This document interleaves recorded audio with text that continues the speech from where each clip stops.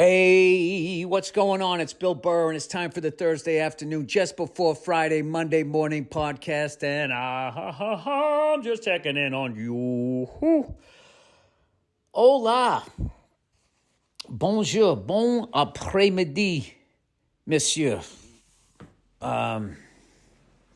Je vais voulu.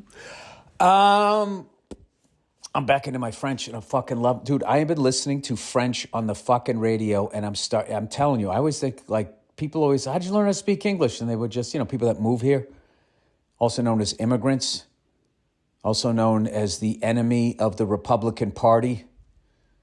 You don't need any more fucking people, right? And then liberals are all like, I like new people unless they live here next to me. We should let everybody in as long as I don't have to look at them. Liberals are really weird with that. Republicans are just kind of like,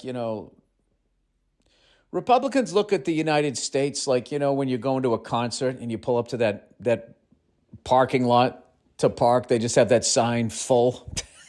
That's how they view immigrants. And then, like, liberals, I feel like, that's bullshit. There's a parking spot there, as long as it's far away from my fucking loft or whatever the hell their deal is. I don't know what it is. I just don't have any faith in fucking humanity and just the awful things that we're doing to one another. At the top level. When you really look at, like, the worst things that human beings do, it's usually on a collective level in some sort of invasion or some sort of war. And it's always manifested by these fucking psychos. Everybody else is just kind of fucking cool, You got your occasional serial killer. You got your occasional woman who just makes some shit up about someone on the Dodgers pitching staff, and then they find the fucking text messages that sort of shed a whole new light on it, but nobody pays attention because she has a fucking vagina. And then meanwhile, that guy didn't even get a chance to fucking defend himself. You have that shit going on, but that's few and far between. You know what I mean? It's really, I don't understand, like, leaders of the world. It's a bigger thing. It's why I don't watch the fucking news. It's why I stay away from it. And when I spot people that I know are, air quote, informed, I really think the CIA is the first person that looks at the news. And then they give, they censor it and then give it to CNN and Fox, and then they spin it their way. So it's sort of double spun. And then people watch it and then think that they know what's going on, and they don't. I don't know why that's so fucking... You know what? My fucking dream would be if everybody just one day, on the same fucking day, just stopped watching CNN and Fox News. And they were just like, what the fuck? And nobody said anything. And there wasn't any chatter about it on Reddit that we were going to do it. There was no chatter about it on social media. Just everybody just stopped watching those stupid fucking channels. Everybody on those channels and those networks should be tried for treason. Their job every day is to divide America and make us all yell at each other. But just imagine if everybody just stopped watching it and it just all went fucking bankrupt. Right? And then everybody just stopped paying attention to the news. Like, how freaked out the handful of psychos that run everything. Like, how will we maintain control if they're not reading our lies? Those are the things that I think about when I'm in a diner, right? I think about that when I go into a diner. I think about how I should get the side salad, but I'm actually going to get the fries extra crispy. And then I also wonder how a store-bought pie, be it a slice or the whole thing, never fucking tastes good. But if you make one at home, they're unbelievable. There's just something, you cannot buy a store-bought pie at a diner, anywhere. I've never been to a place ever in my life that has good pie. It makes no sense unless it's like one of those European ones, one of those meat pies.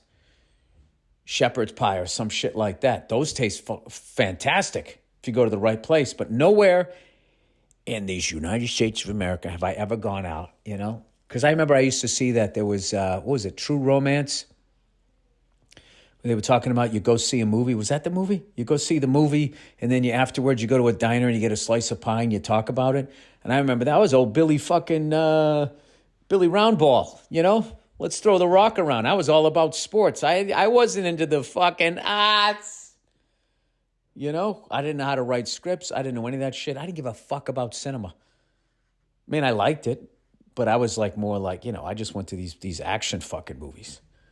Like me, but my idea of a fucking movie was one guy walks into a bar by himself and everybody tries to beat the fuck out of him and then he beats the fuck out of all of them. Like, those were the movies that I watched. I wasn't into, I'll be honest with you, all right? I watched Citizen Kane. I didn't get it. My fucking brain was so ADD, I got bored halfway through it. I have to go back and watch it now. Because evidently it's supposed to be a really good movie. That used to happen to me a lot. I had massive, massive fucking ADD. And I think a lot of it had to do with how I was born and then also the shit that happened to me. And my brain was just fucking, it's like trying to get a squirrel to pay attention. I remember I saw The Usual Suspects, and somewhere in that movie I daydreamed. And in the end, when they found out he was lying and the whole crowd was going oh yeah, and he straightened his foot out and shit, I was just like, wow, this must have been really cool if you were paying attention. It's funny. I told Kevin Pollak that one time. I was doing his podcast. And before he even finished the story, he started fucking dying laughing because he thought it was hilarious, because that's the whole thing of that movie. And then I think over the years, through going to therapy and yoga and mushrooms and shit, I could start watching movies like The Sixth Sense. And, basically, if you didn't tell me what the fucking movie was and what was going to happen in the first 8 minutes, and I don't mean setting it up, if I couldn't guess where it was going to go, then, whatever big surprise turn you had in the end, it was lost on me. So I think that's a victory now for me, that my brain has calmed down and I can actually enjoy fucking movies. But anyways, they talked about going out and getting a slice of pie and talking about the movie. And I'm like, that sounds amazing. I'd like to go to a movie with a beautiful struggling actress, and then we go out and get us some pie. No pun intended, maybe get a second slice laptop, everybody. Yeah, fucking pussy. And I quickly found out going out, first of all, most people don't even make a pie.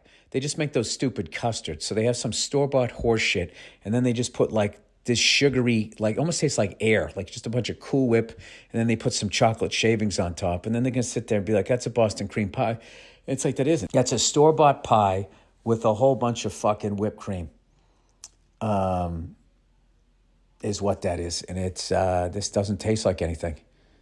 This tastes like you didn't give a fuck when you made this. You slapped this thing together, it's been here for a while, You know who orders pie too? Fucking old people. And I think most of them are dead now. When I was growing up, old people loved pie. And I'm also finding that a lot of people don't like cake, which really blows my mind. Because every day there's somebody's birthday and there's, somebody getting a birthday cake, and there's a really good chance that they don't even like it. Happy birthday, dear Philip. Oh, Jesus, why'd they get me a cake? Happy birthday to you. I mean, they really, even my friends, if they don't know that about me. How old are you now? There's a lot of hate going around, too, about the fucking red velvet cake, which I think is really sort of ginger adjacent. It's funny, no one has a problem with, the chocolate cake, the cake of color. Nobody has a problem with, what's another kind of cake? The German chocolate or anything like that. The one that gets all the fucking hate is it's the red velvet one. What's the matter? You guys can't handle a tender ginger? I am literally not talking about anything. This is a very confusing time of year for me. I'm trying to watch NFL football, October baseball, and my Boston Bruins start tonight against the Chicago Blackhawks and the latest fucking, superstar that's named Connor. And I guess he went out for pregame warm-ups without his helmet on, which was really sort of a musical theater thing to do, I felt.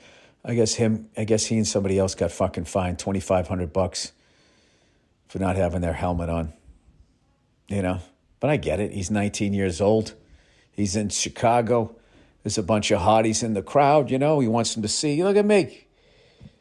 Look at me all young and good looking, making a bunch of money. Who wants to ride it? Who wants to ride my fucking stick after the game? And that's what he was doing. That's what I think. Trying to cause controversy. So anyway, we're playing them tonight. And I got Thursday night football. I got to watch Inside the NFL. I got October baseball. I'm so fucking... The team that I was going to watch, the Baltimore Orioles, they got swept. I was talking to Josh Adam Myers about it. He's a Baltimore guy. He was right. He's like, they're young. 101 fucking wins right down the goddamn tubes. I know what that feels like last season with the Bruins. We had 101 wins. We had 101 wins last year in an 82-game season. Figure that one out. No, we had a bunch, and then we fucking lost to the Panthers. Goddamn 7-game series. I still maintain that Kachuk kid should have been the fucking finals MVP. Stanley Cup final MVP or whatever the playoff MVP. There's no fucking way that team should have gone that far. That guy, how many times did he score the tying or go-ahead goal? Guy did it with a fucking cracked sternum. His brother had to come in and help him get dressed, for Christ's sake, and he still goes out and scores a fucking goal. And then you got me out there at pickup hockey. I take a wrist shot off my fucking toe, and I'm done for the night. Skates are coming off. I'm getting back into a hybrid vehicle. I have my foot elevated up on the dashboard. You know how whores drive down the street? You ever seen them? You ever see a whore driving down the street? One foot on the gas and the other one's like fucking hanging out the window. It's just this never-ending cycle of getting fucked and giving birth. So they're just like, that's their muscle memory of how when they sit down. Sorry. Anyway, so I've been back on the off of the road here. And I got a benefit tomorrow night or tonight when this thing comes out for the people out there in Hawaii and all that horrible shit that happened to them. And look at all that stuff. How it looked like a controlled burn. Like something I want to believe that conspiracy theory, but I'm just like, why not just eminent domain the whole thing? That's what they usually do. Like, we got to put a Trader Joe's here. And then they just kick you out. And then you're like, the supermarket's never built. Then a big glass mansion goes up and you're like, hey, wait a minute. Can I speak to the senator? We're sorry, he's not in right now. Can we take a message?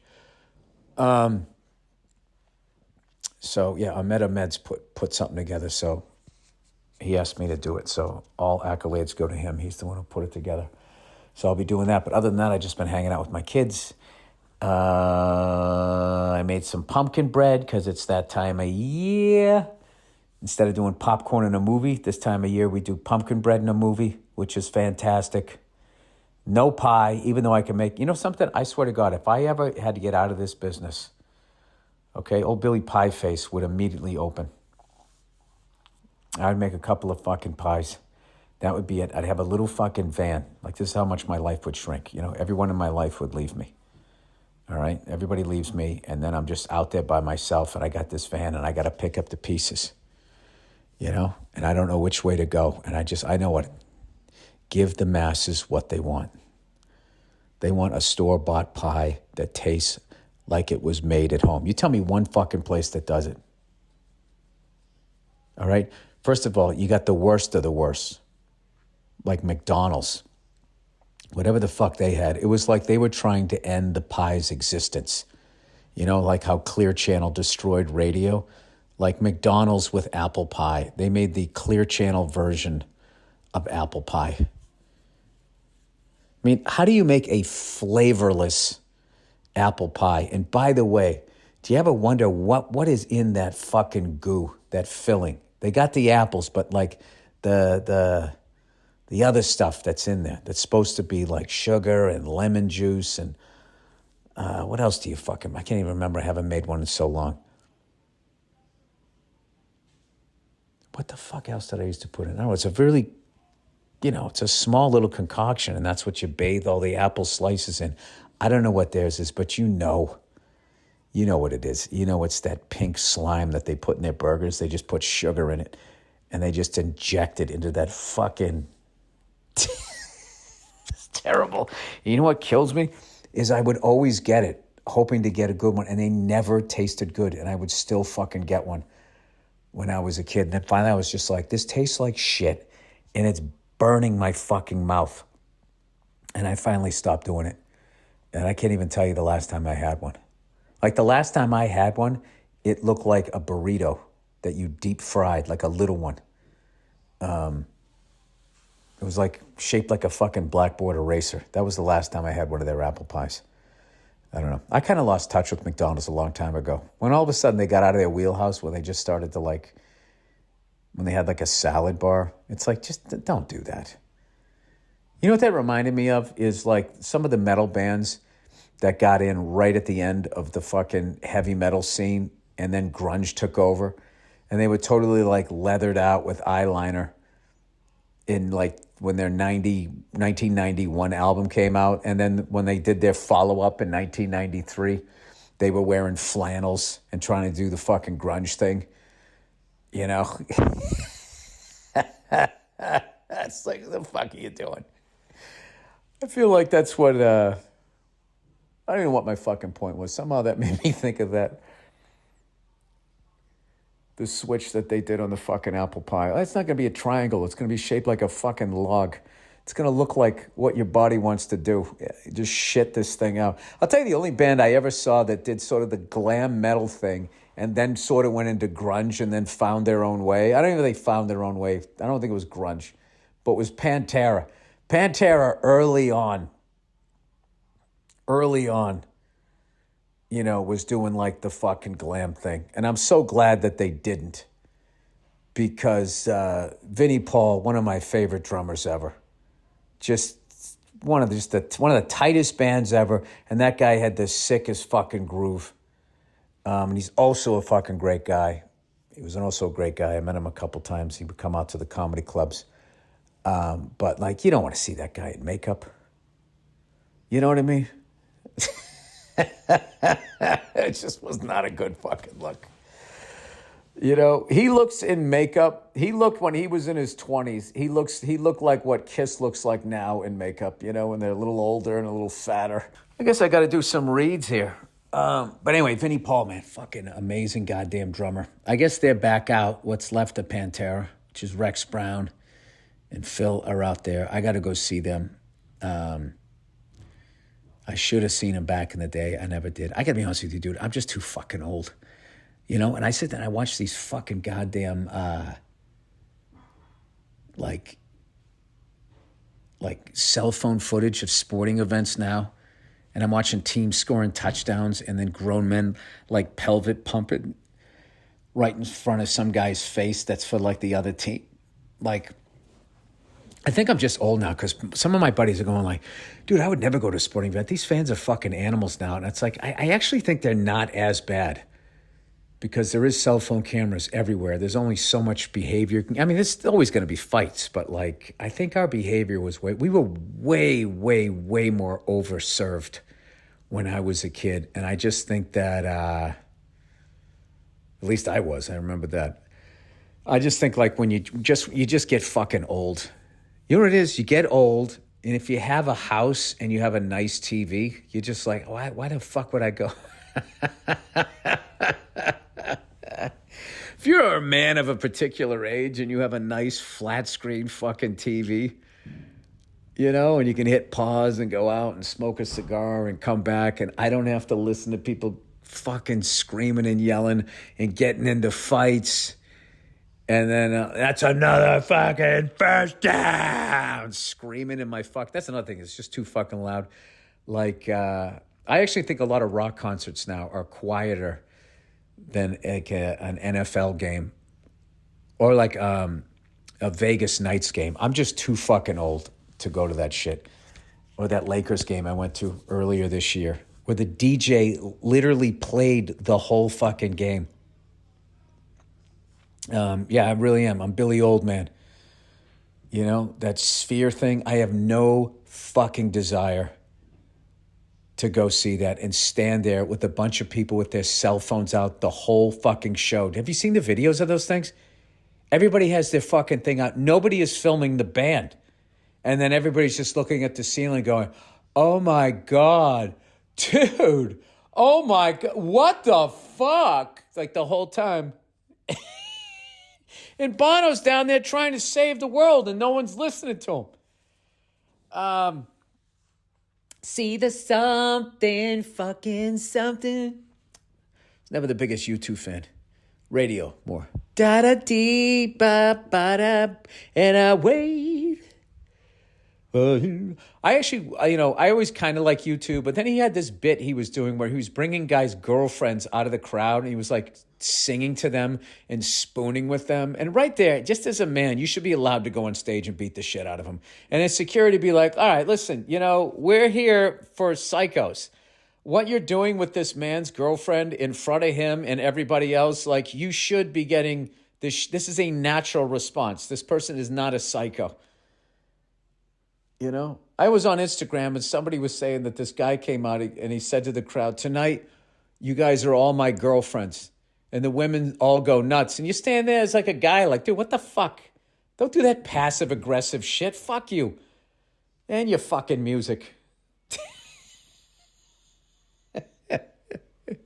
I'll tell you, it was a wild one. Do you remember I remember a long time ago, one of those pop stars, I don't want to say the wrong person, but would literally bring a guy out of the crowd and do a fucking lap dance with the dude. And this woman was smoking hot, and I cannot imagine if you were there with your wife or your girlfriend, she's up there fucking putting her iconic clam on your junk, and you're just sitting there like, dude, I work at Home Depot. I never thought that my dick was going to be around one of these Mount Rushmore vaginas. You know what sucks is afterwards, if you're there with your girlfriend, you'd have to act like you were embarrassed. Like you didn't enjoy it. I bet you fucking loved that, didn't you? Of course I did. It was fucking amazing. I would have fucked her in front of you. I mean, what are we doing here? Lenny Kravitz brought you up on stage and started dry humping you, and you started telling me that you didn't enjoy it. I'm gonna fucking believe that. Fucking dreadlocked cunt was all over you. It takes a certain level of good looking to pull off leather pants, and you're almost 60. Lenny Kravitz still doing it. There's only two guys I ever saw over the age of 50 that could still pull off leather pants. Lenny Kravitz and Rob Halford. All right? Everyone. That's for everyone. There's something for everyone in those two people. A buddy of mine went to go see Judas Priest the other night. And he sent me some video, and Rob Halford sounds as great as he ever has. Guy's fucking 72 years old. Sounds absolutely amazing, and I have to see them on this goddamn tour. All right? And I'm thinking the last time I went to go see him is the only time I ever saw him, was the first time I ever went to a concert. And I'm sitting there going, Rob Halford is 72 years old. The last time I saw him in concert, he was 34. Something like that. No. Wait, yeah, I was 18 on the Fuel for Life tour.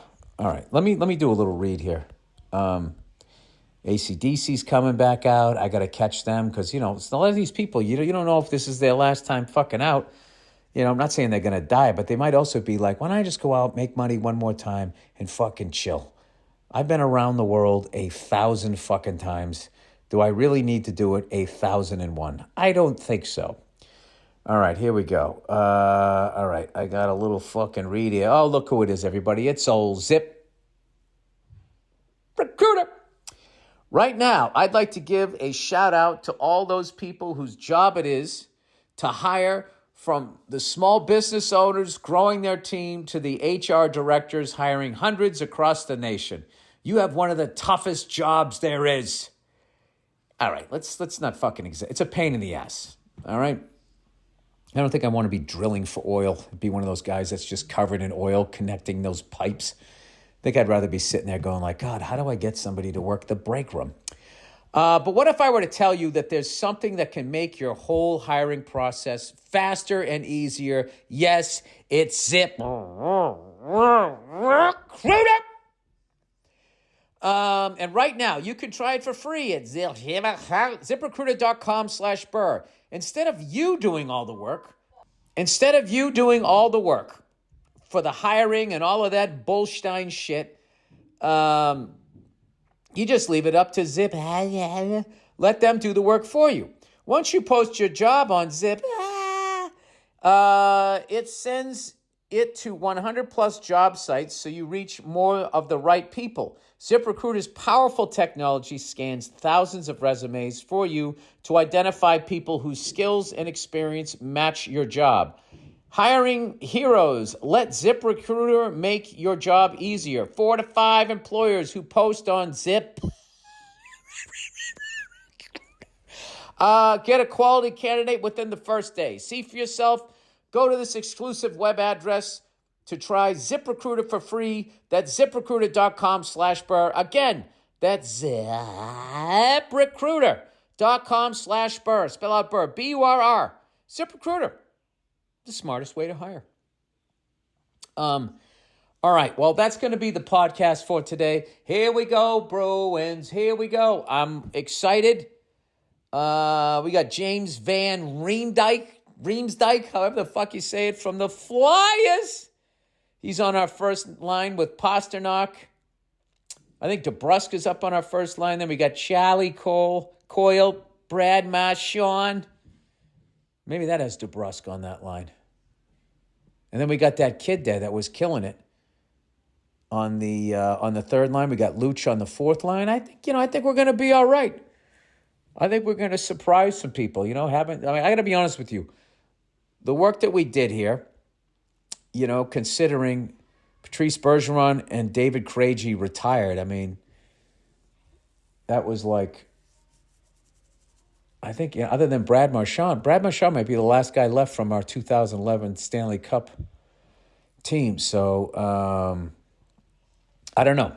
I think we could be looking a lot worse. And I don't know. I just love fucking hockey. I'm very excited that it's back. I'm going to enjoy it.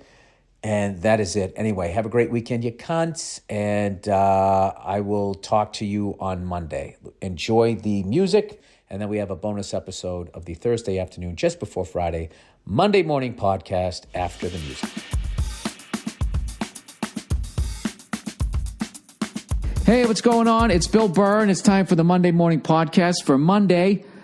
What the hell is it? October 12th, 2015. What's going on? How are you?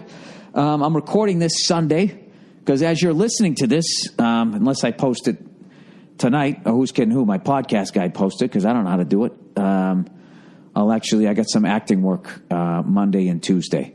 So as always, I never tell you what the hell I'm doing because, you can get edited out and then you look like an asshole. Like you say, hey, everybody, look for me. I'll be that guy in that thing. And then all of a sudden you're not in it. And then everybody goes, hey, I thought you were going to be in that. Laughing my ass off, epic fail actor, balding, redheaded cunt. I got to deal with that all day. So I usually don't say anything, but I'm excited. It's going to be fun. It's funny shit.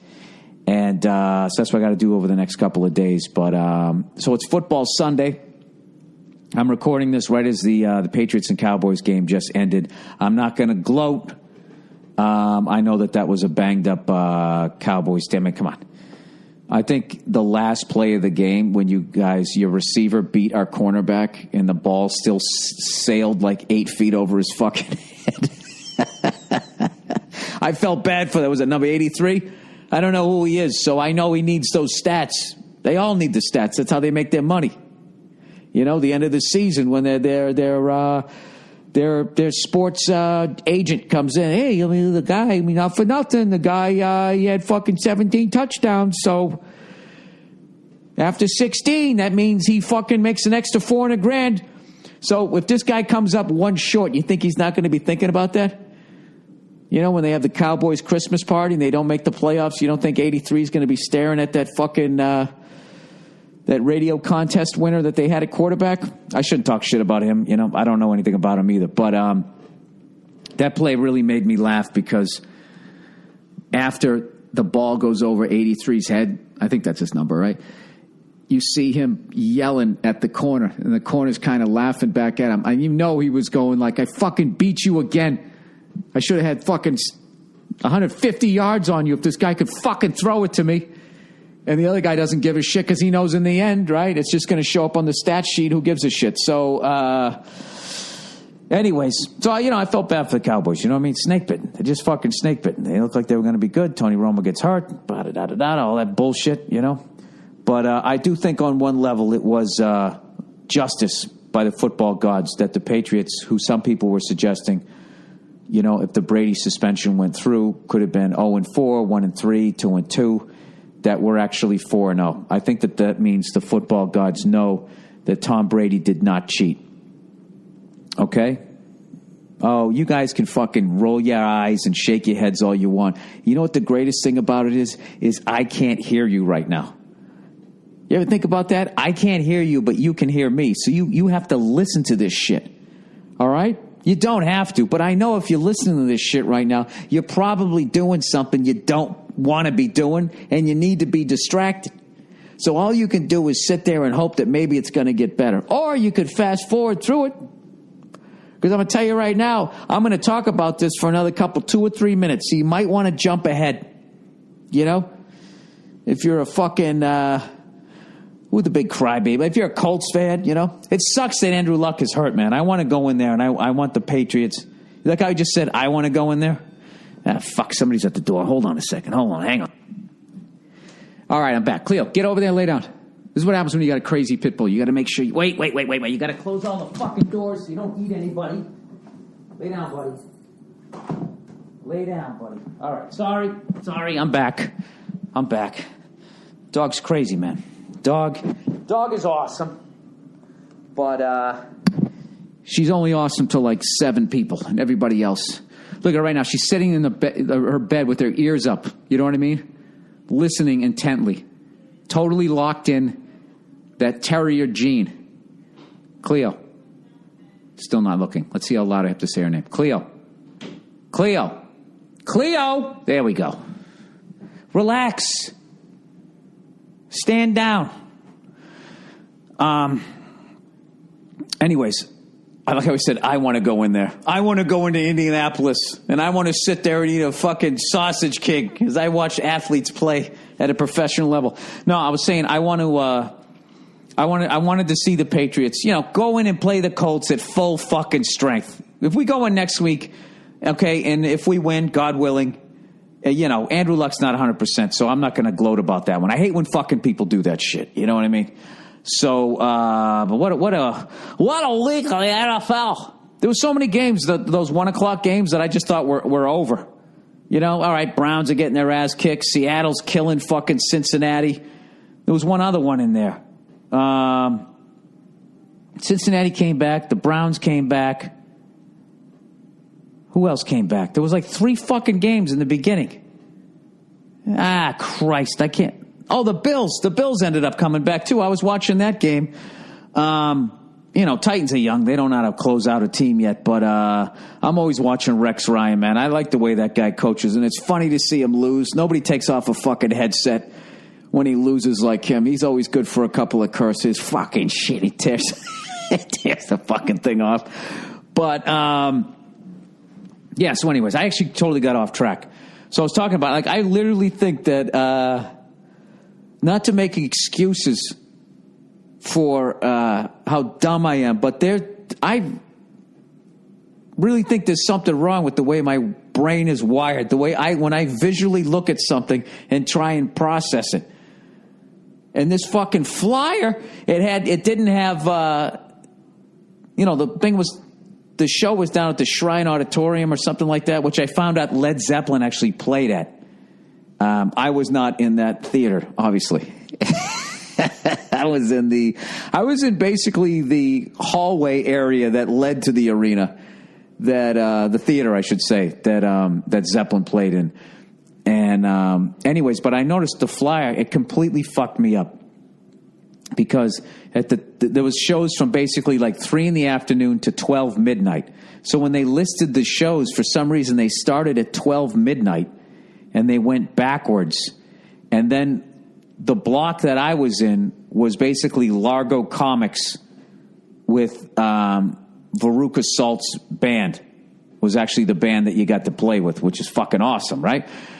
And just the way they had it, like instead of going down, you know, I can't even explain it. I mean, wouldn't you go fucking like 5, 6, 7, 8? You wouldn't go 12, 11, right?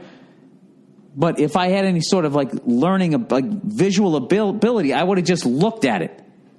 Like I just look at something like that and I just go like, when I see all of that shit, it just, my brain just goes like, I can't even fucking see it.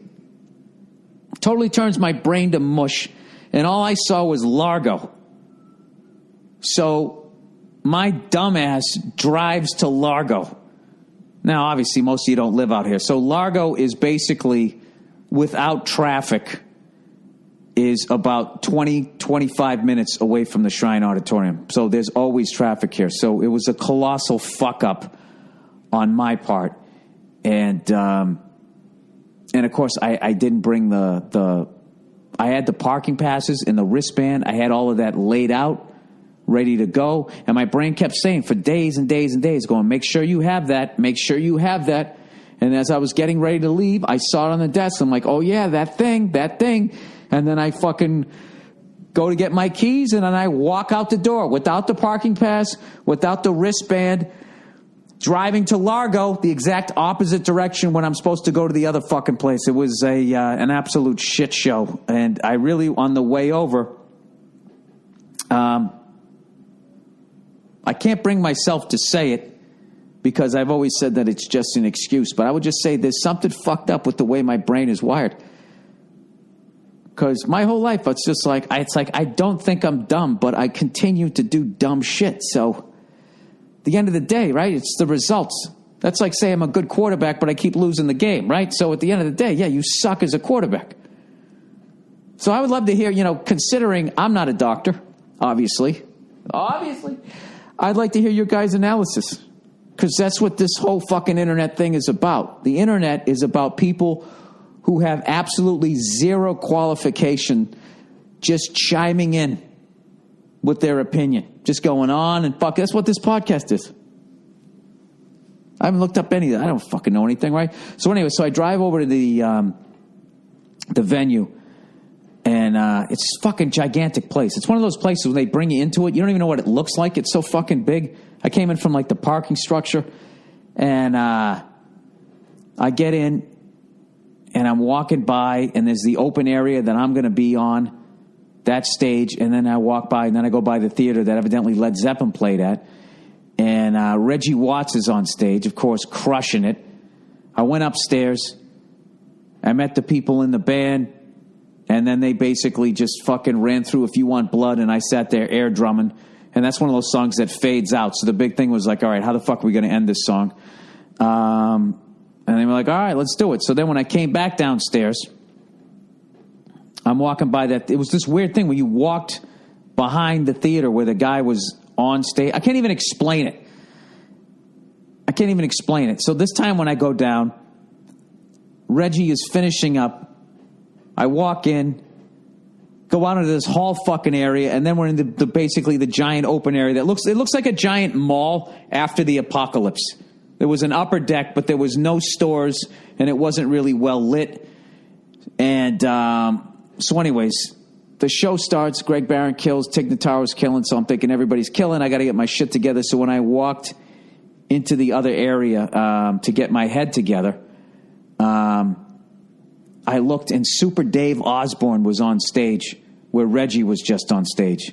And for guys my age and older, you remember him from that show Bizarre, and I'm definitely going to, I got to put up some clips. Hopefully I'll fucking remember. I always say, oh yeah, I'm going to put up some clips, and then I talk for another 50 minutes and I forget it. But he was on stage, and I would have loved to have met that guy. That guy used to fucking kill me when I was a kid. And but anyways, Jesus, Bill, get to the fucking point here. So I go on stage, I do my thing, and tell my jokes or whatever, and now I'm going to go back and go play the fucking drums. You know, when you sit down on somebody else's kit, it's like driving somebody else's car. The chair's either too fucking close to the steering wheel, not the hi-hat and all that stuff. So I sit down, we start fucking playing. I fuck it up from the very beginning. Not in a bad way. I'm just not playing it the way it is on the album. And I can see the guitar player looking at me like, dude, what the fuck? You didn't do that upstairs. So I continue doing the same mistake, but on time. So, you know, nobody fucking notices, but he's looking at me like, wow, is this going to be a train wreck? Or at least I felt he was. It's probably my own insecurity. And then we start to play, and I can't hear anything. I couldn't even hear the bass drum. And it was like, wow. I didn't realize that musicians have to deal with this shit, so it was kind of cool. So I'm literally can almost hear one of the guitarists, and I'm watching his foot, and I just started humming the song in my head. I'm just doing that. It's criminal, living in a human zoo, and I'm just back there humming this fucking song.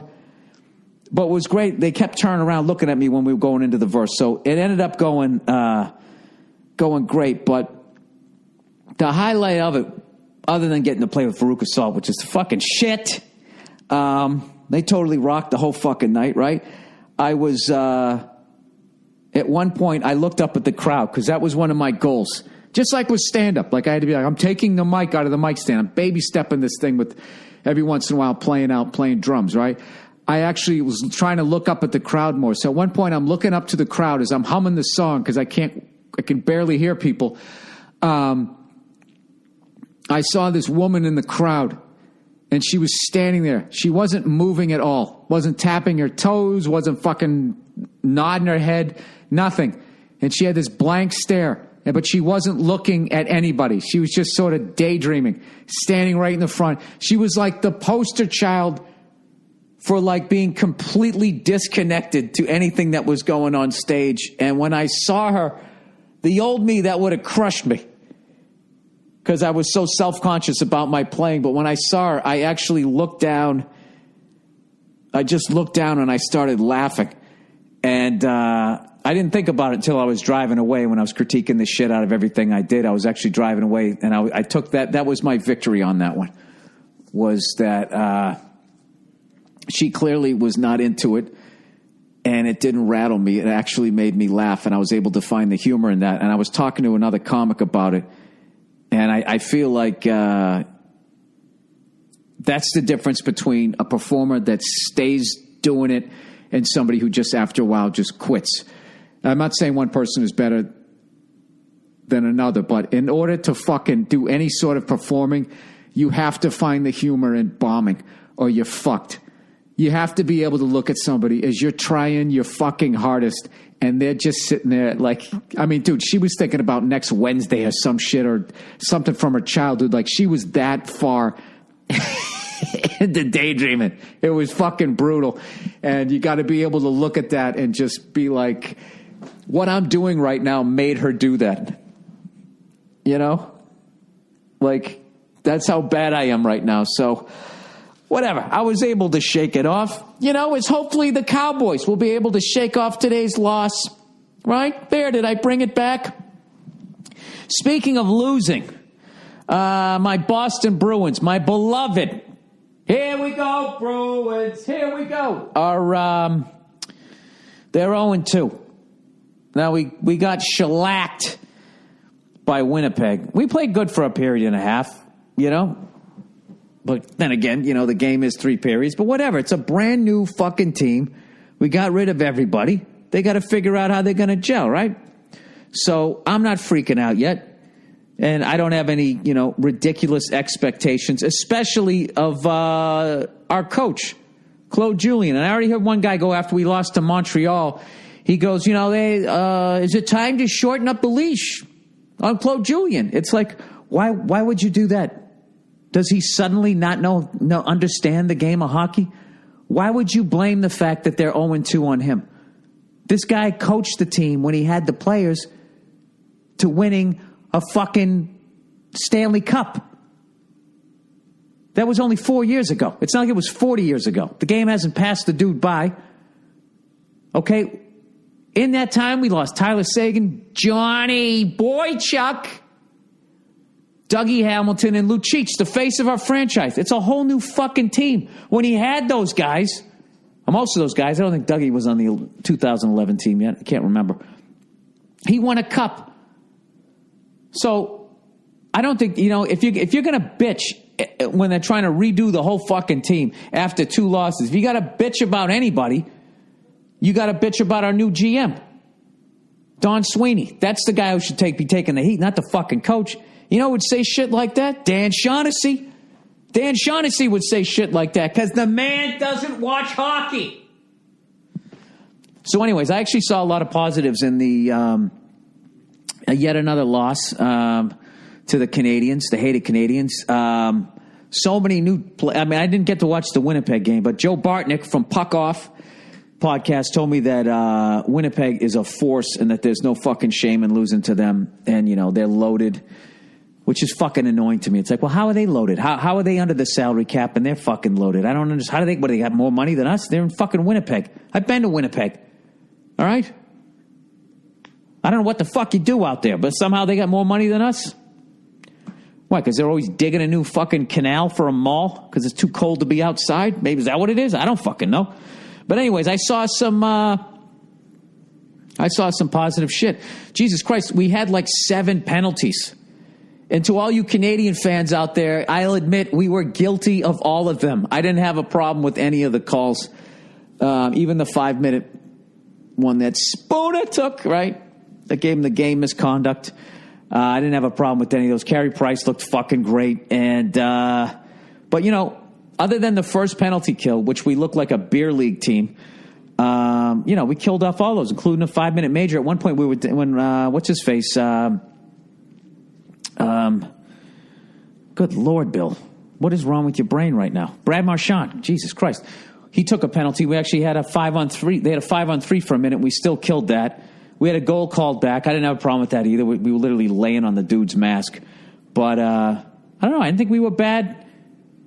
We were competitive. I'll give us that. So I'm sticking it out. I'm watching every game. We got Tampa Bay next. We'll probably lose to that one. I don't know. As Bartnick told me, we got to beat the bad teams and fucking hang in there.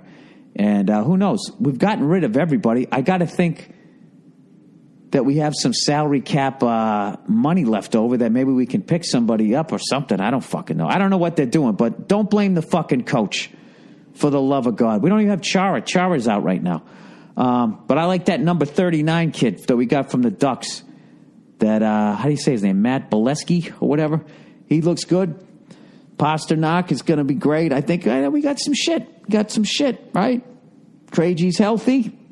Krejci, Patrice Bergeron, I think we'll be okay. Whatever. I'm not going to be one of those guys that fucking bitch, moans, and complains, all right? We did fine. Did fine those first 2 games. I'm still going to watch them. If they keep playing the way that they're playing, I'm all right with it. I can handle that as long as whatever Don Sweeney's doing is leading towards the light, Actually, Marchand took a fucking elbow to the head at the end of the game. I think he's got a concussion. That's brutal. It's one of our best fucking guys, right? And I don't think it was deliberate. You never know.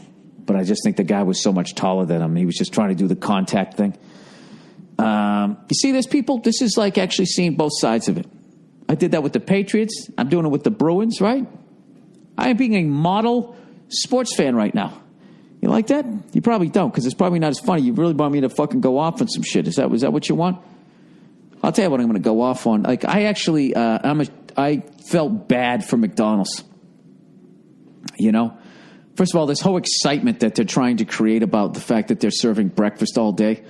I mean, I might be out of the loop. I'm an older fella, but nobody I know has ever bitched that McDonald's doesn't serve breakfast all day. They might bitch, when you show up at 10:31. Are you still serving breakfast? No, I'm sorry. And you got a hangover and you just want one of their fucking sausage, egg, and cheese, and now you got to get like a quarter pounder.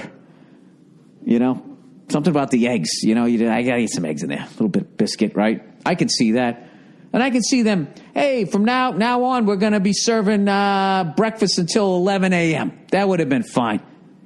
But to watch these guys just cave in to their fan base and just say, you know what? Okay, you know what, you guys, you win. You win. You can have breakfast all day long. To watch them do that, it's like watching a great artist just completely sell out, right? And just start, making songs that really meant something and connected with you to just do it. Remember that time when Bryan Adams put on the eyeliner and spiked up his fucking hair? It was just like, how did the summer of 69 guy go from this to that? Well, what happened? That's what McDonald's is doing right now. They got their eyeliner on. They got their fucking hair all spiked up. They might as well when they announced that they fucking going to do breakfast all day, they might as well have had Ronald McDonald behind two turntables pretending to be like a DJ. You know? Have a little self-esteem, McDonald's. Don't fucking give in to these fucking animals. Fuck them. If you can't roll your fat ass out of bed by 10 or 10:30, you're getting a burger. All right? Fuck you. I'm going to make eggs for you all goddamn day. I'm not. Fucking burger's like 99 cents. What more could we be doing for you? Could we doing for you? What more could we be doing for you? See that? That's that fucking hiccup in my brain. I think it's a bad move. You don't see Wendy's doing that. Wendy's doesn't even serve breakfast. They're like, fuck you, we make hamburgers. And you know what? They're square. Deal with it. Right? McDonald's, you're the dealer. You're the pusher. Okay? You let the junkies come to you. You don't start slashing prices. Okay? I understand. Okay? You fucking billions and billions of served. The formula fucking works. What are they so afraid of? Because I'll tell you right now, you know what sucks? Denny's. Let's just talk breakfast food right here, Denny's fucking blows. I don't know what it is about them. They are like IHOP is like the IROC Z, and Denny's is just the regular, you got a Camaro, but it's got a V6 in it. I don't know why. They serve the exact same, they almost have the same menu. They just call it different shit, right? It's like McDonald's and McDowell's, right? But there's something about IHOP, their pancakes, they're more fluffier. Bacon's a little more crispier. I like their toast better. Eggs are eggs, whatever. Don't ever order scrambled eggs. If you want scrambled eggs, you make them yourself. Okay? Nobody knows how to make fucking scrambled eggs. Nobody knows how to make oatmeal. They know how to make oatmeal, but they made it like 9 hours ago, and they just stick it in a giant vat. I'll give you guys a great tip on fucking when you make scrambled eggs. All right? When you scramble them, you got to scramble the shit out of them. All right? When I scramble eggs, all right, put 2 or 3 in the bowl. Okay? It's like a cooking show, except you're listening to it, right? You fucking, you know how the hell I even got on this subject. How the fuck does this happen? I'm telling you guys how to scramble eggs. Do you realize how insulted you should be right now? This is like something you tell a 5-year-old. But this is a little secret that I made scrambled eggs forever. And you know what? They tasted like the scrambled eggs at Denny's, and I was proud. I was like, these are just like the ones at Denny's, but I didn't realize that Denny's absolutely sucked. Right? So, I'm just loving all the tweets I'm going to get, because there's people out there that love Denny's and thinks IHOP stinks. I will tell you this. Denny's table's not as sticky. IHOP has cornered the fucking market. I mean, dude, you put your elbow on that table. If you leave it there for more than 3 seconds, I mean, somebody's got to get a putty knife or you're not getting it off there. So anyways, the scrambled eggs, this is what you want to do, right? You put 2 or 3 in a bowl, whatever you want to fucking do. All right? And then you take out your fork and you start fucking scrambling them. And what a lot of people do is they scramble them for like fucking, 15, 20 seconds tops. You don't want to do that, dude. You want to scramble them for like 2 minutes. You want to get a bunch of air in there. You want to scramble the shit out of them, right? I learned this from reading an article on James Caan one time. He gave you this tip, so this is from him. So if you think I'm a fucking moron, I'm going from a guy who was in Godfather 1 and 2, all right? And Elf. 3 of the greatest fucking movies of all time as far as I'm concerned, all right? So anyways, you got to get that air in there. You got to have those bubbles going right over the top, you know what I mean? Like a good milkshake. That's what the fuck it should look like. Meanwhile, you got your pan. Your pan is on high. I know you guys, Christ, you're going to cook the shit out of it. No. What you're going to do is the second you pour it in, you're going to be constantly moving that motherfucker, right? You put it in the, right? You got the pan, you got your little fucking whatever you use, right? Your olive oil, whatever the fuck I wouldn't put butter in there because you got it on high, right? Whatever you spray in there, you Pam, whatever you use to deplete the ozone layer. You get that thing on high, right? And right as whatever you put in there just starts to seem like it's going to start smoking, you pour that shit in there. And it goes whoosh. And then you move that fucker around like a stir fry. You don't stop moving that thing, right? And when it looks like it's about halfway done, you pull the frying pan off the burner and you finish it that way. Then you take it, you fucking dump it on, and you're done. That's it. Oh, at some point you put some sea salt in there too. However you want to garnish it. All right? And I'm telling you, they'll be nice and fluffy. All right? Unlike that horse shit that they have down there at Denny's. And IHOP. IHOP doesn't make good scrambled eggs either. And you got to get cheese in them. You got to get cheese. But that's like ordering a steak and you got to put like fucking A1 on it because the guy didn't know how to cook it. You should not have to put cheese in your fucking scrambled eggs if you know what you're doing. All right? And you know what? That's one to grow on. There you go. How was that? It took me fucking 7-8 years of doing this podcast, and I finally told you how to scramble a goddamn egg. Actually, you know something? The cooking it on high part and then taking it off, I learned that from Nia. She taught me that thing. Jesus Christ, we're already fucking halfway through this thing. Let me do some of the reads here for this week. How to scramble an egg. What a fucking asshole. Jesus, that must be. You should really be fucking offended. You should be offended right now because I'm not really even apologizing to you. I'm just killing time while I try and find where the fuck I put the advertising. Oh, here we go. All right. Jesus, that was great. Got those right out of the way. Got them right out of the way. Okay, now where am I going here? Oh, Jesus. I always have like 9 million things opened at the same time here. Why do I do that to myself? Oh, by the way, somebody sent me a link to some fucking music. I only listened to a couple of their songs, but I really liked them. I don't know how to say the name of the band. It's Gojira. Gojira. I have no idea. It's the name of the album is From Mars to Sirius. And I usually don't like that music where the people sing like that death metal shit. But these fucking guys, ladies, men and women, I don't know what the fuck they are. They sound like they're a bunch of guys. The album blew me away. The song did anyways. It's called The Heaviest Matter of the Universe. I downloaded the album. It came out in 2006, so I'm a little late to the party there. But I want to thank whoever sent me that, giving me the heads up, because I really enjoyed that song, and I immediately went and downloaded the entire freaking album over there. All right, what are we up to here?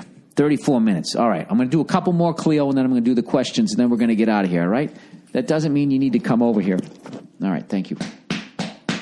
Thank you for the kisses. Don't be needy. Get out of here. Go over there and lay down. Go on, get over there. Cleo, please get over there. Thank you. Go on, lay down. There you go. You got your own fucking couch. How much more could you be spoiled? You know what it is? Was today I watched I watched the Bills game, the Browns, and the Bengals game. I was just clicking around, a little bit of the Packers too. And I had the whole house to myself, and I was just laying on the couch, and she was up on the couch with me, laying there like a fucking baby. So now she wants the whole day like that, you know what I mean? She's a spoiled brat. Hey, did you guys see the latest, that FanDuel thing where they got Tiki Barber and Rondé Barber, two NFL players, talking about it? And just pick out your fucking thing and pick up your cash. My favorite thing, there was a guy on there where this guy worked on Wall Street. He's crushing it. Pilfering from the greatest generation, right? They're too dumb to know what's going on at this point. They don't know what's going on in their portfolios.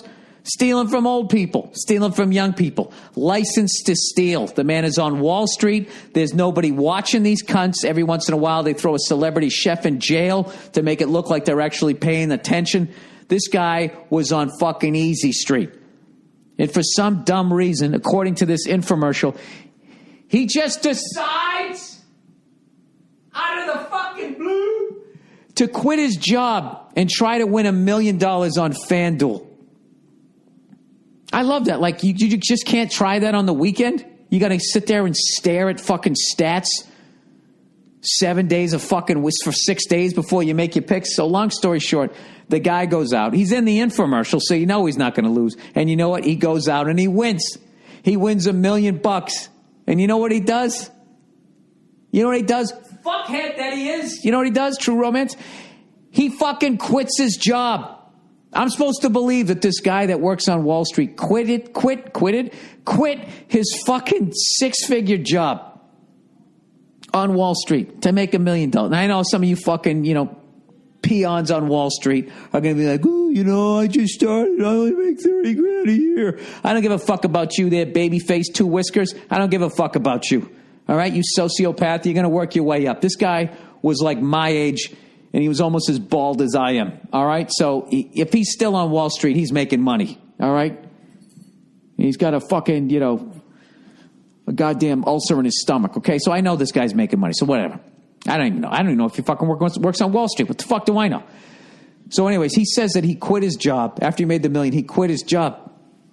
He quit his job on Wall Street because he won $1 million on FanDuel, which after taxes is going to be more than 50% tax bracket. So let's say he gets to keep about $485,000 after he's done fucking, paying his accountant and all the other bullshit. You know what I mean? Buying his fucking wife the pink Cadillac or the fur coat. Get it out of here. Get it out. Take it back. What's the matter with you? What's the matter with you? Right? Once he's done doing all that, right? He's got like fucking $480,000. He quits his fucking job, and now he's going to take that $480,000 and reinvest in his new business of gambling on football. This fucking guy is going to be homeless. He's going to be homeless. That's what I'm calling it right now. This guy's going to be destitute and fucking. He's going to be one of the guys that Brian Gumbel interviews, or actually one of his peons interviews. You know what I mean? He always sends them out. Brian is not going out in the field anymore. He's too old for that shit. And then you come back and he does his follow-up where he has his little clipboard of questions, and the person sits down and he comes back and then he just goes like, oh, whatever the fuck he says, his really high-pitched voice when he's got that little like,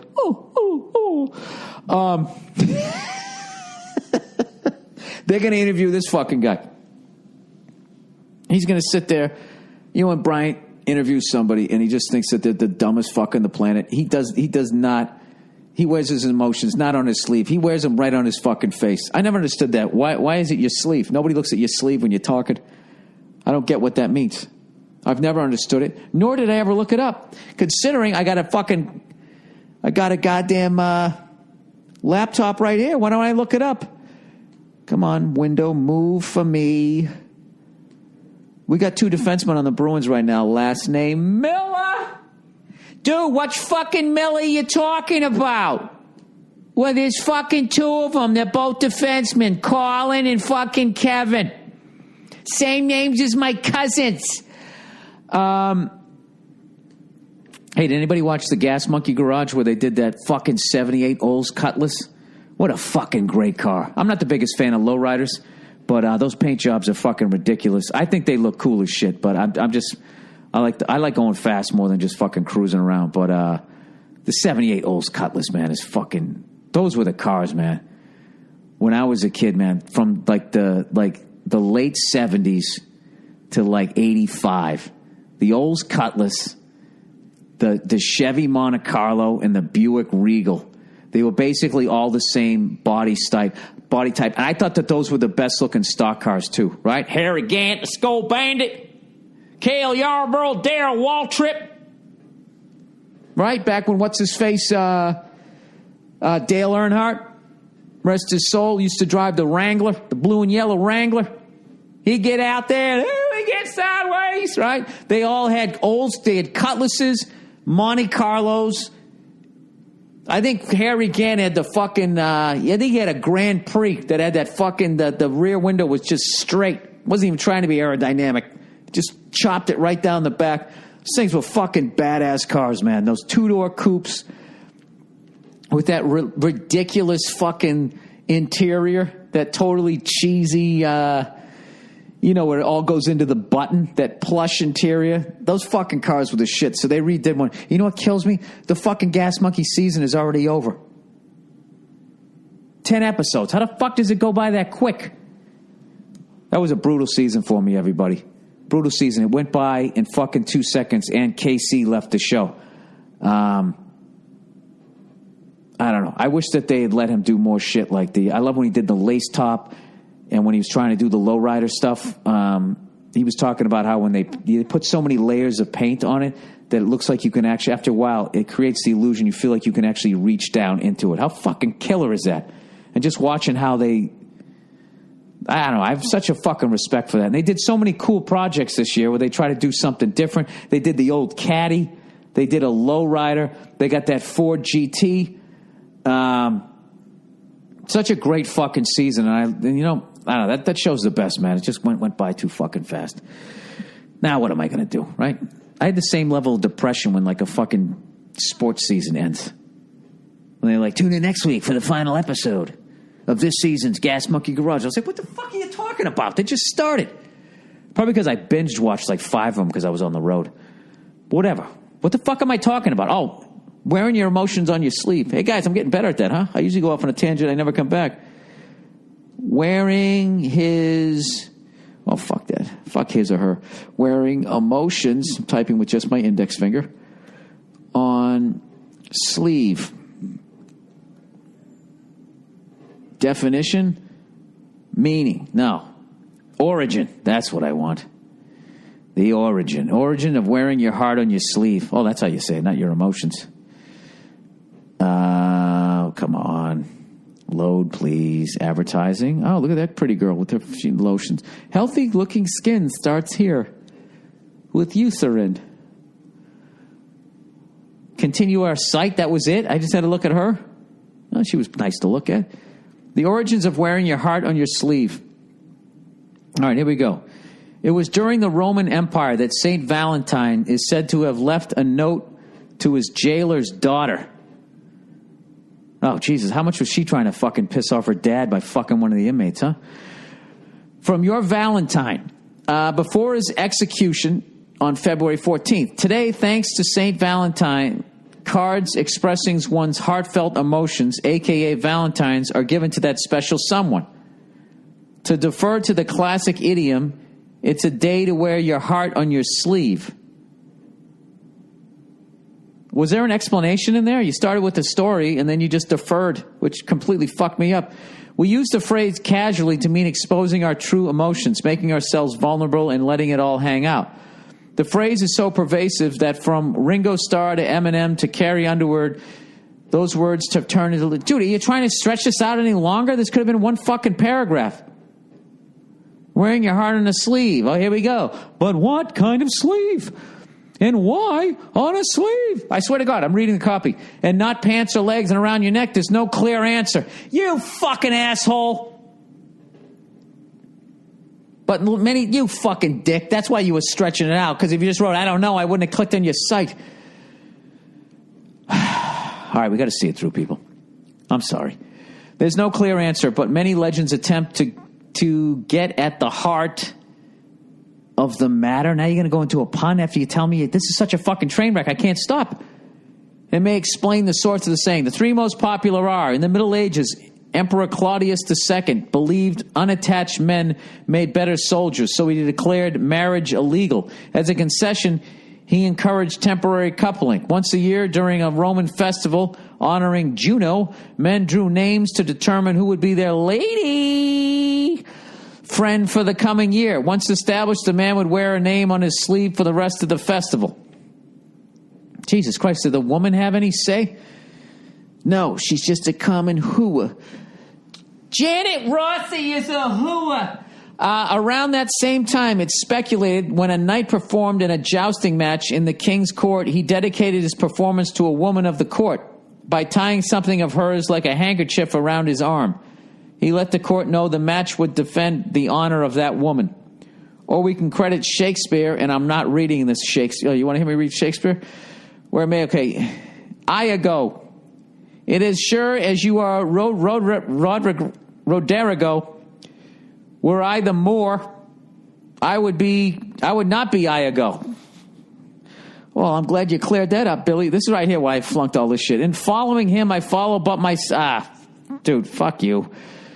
Fuck you. All right, Jesus Christ. Why don't you? Jesus fucking Christ. You know how depressing that was? That fucking attempt right there. It's amazing. It's amazing I succeed in anything, isn't it? Oh, by the way, they were doing this 20-year retrospective on the O.J. Simpson trial. It was funny, and they said the exact same shit that they said 20 years ago, how polarizing it was and how white people saw it one way and how black people saw it another way. Now, obviously, I'm not going to be dumb enough to try to speak for black people here. I wouldn't do that. But I'll tell you what, there was plenty of black people on that show speaking for white people. And, I'm not saying they were 100% wrong, but they were never speaking for all the sports fans out there who happen to be white like me. The whole trial, when I was watching that, I was never thinking, oh, that son of a bitch black guy killed that pure blonde white woman. I never thought that shit. The entire trial, I thought the exact same thing. Anytime I would turn it on, I would think the exact same thing. I would be like, that is fucking O.J. Simpson. O.J. Simpson is sitting behind that table on trial for a double murder. I grew up watching that guy. When he did the Hertz commercials, I was like 5 or 6 years old. And that old lady, go, OJ, go, right? When he would fucking jump over the luggage. I wasn't old enough to know that a black guy starring in a fucking commercial like that was groundbreaking. I didn't. I just knew that guy was fucking awesome. He had a cool nickname. My first pack of football cards I got, Cleo, for the love of fucking Christ, can you lay down, buddy? All right, get up here. Get up here. There you go, lay down. See, I give in.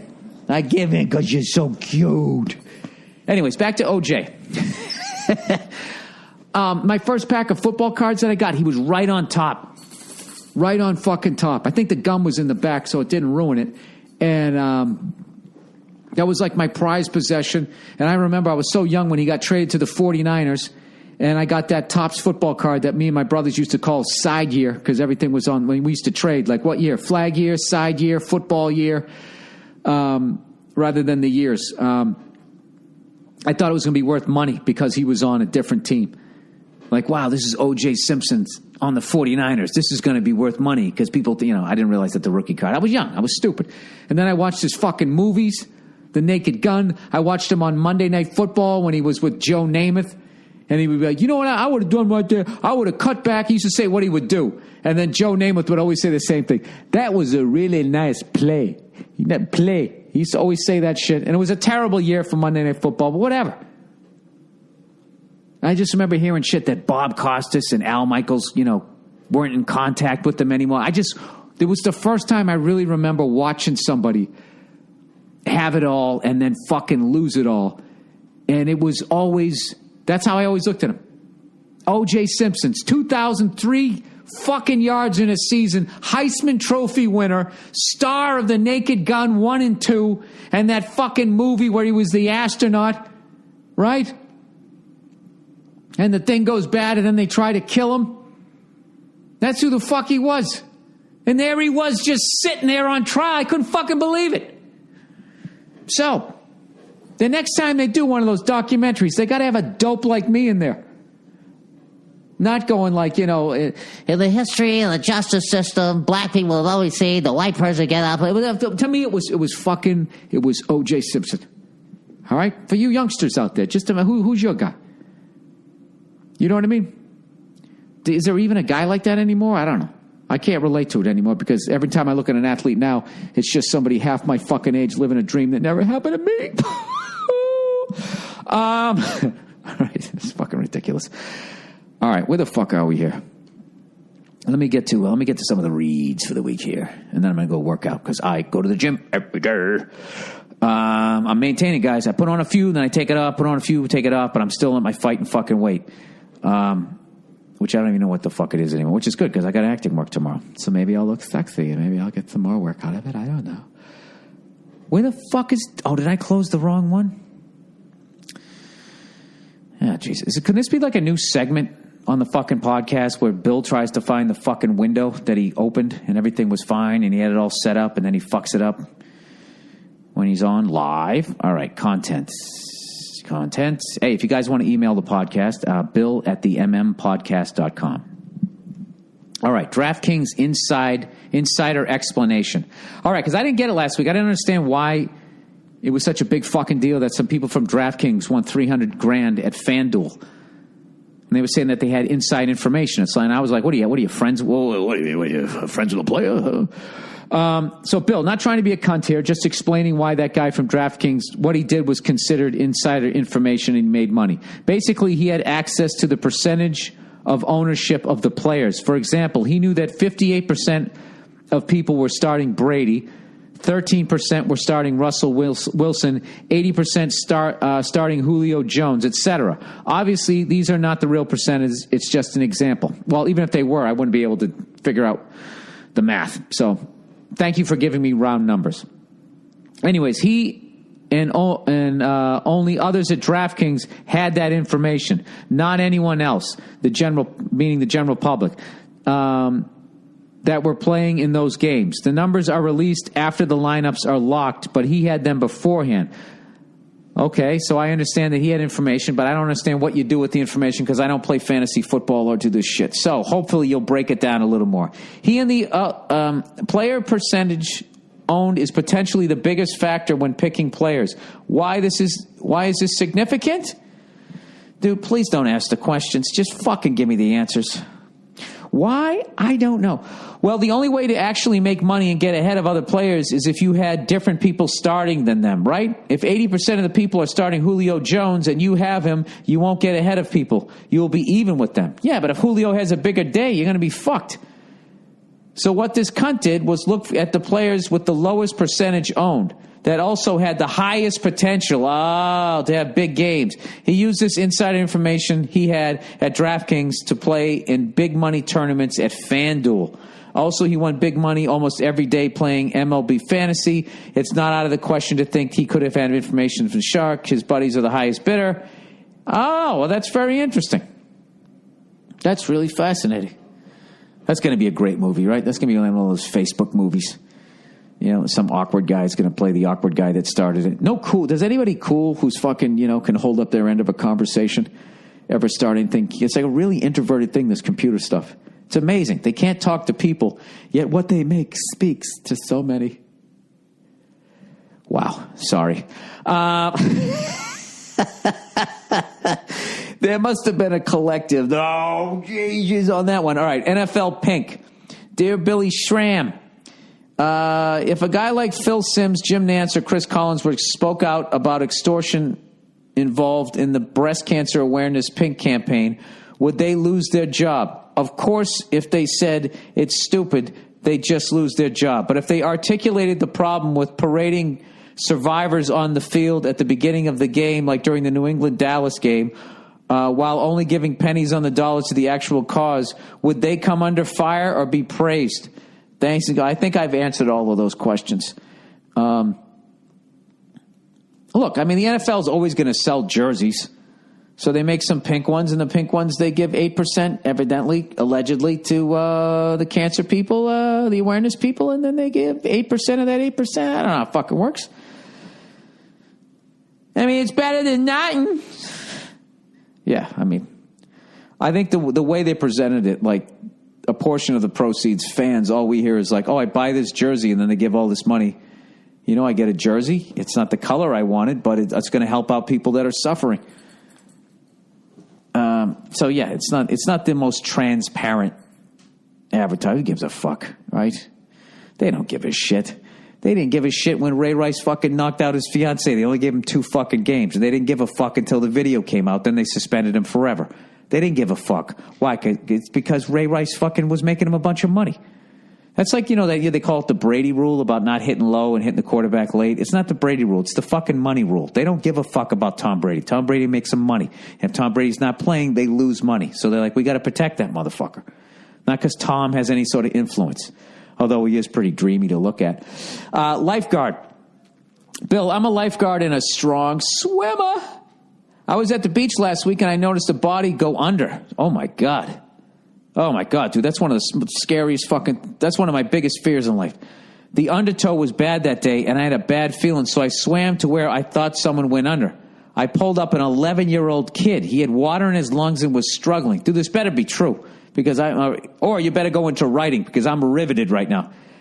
I didn't need to give full-on CPR, but I did have to administer the proper response to get him to cough out the water. He wasn't small, and he wasn't being stupid. That's just the way the ocean is. The next day, the newspaper tried to interview me. I really didn't want to. Every time someone does something and they're in the paper for it, it feels like a celebration. It's not. Someone could have died. I understand that I may have done something great. Are you doing the aw shucks thing? Is this like a humble brag?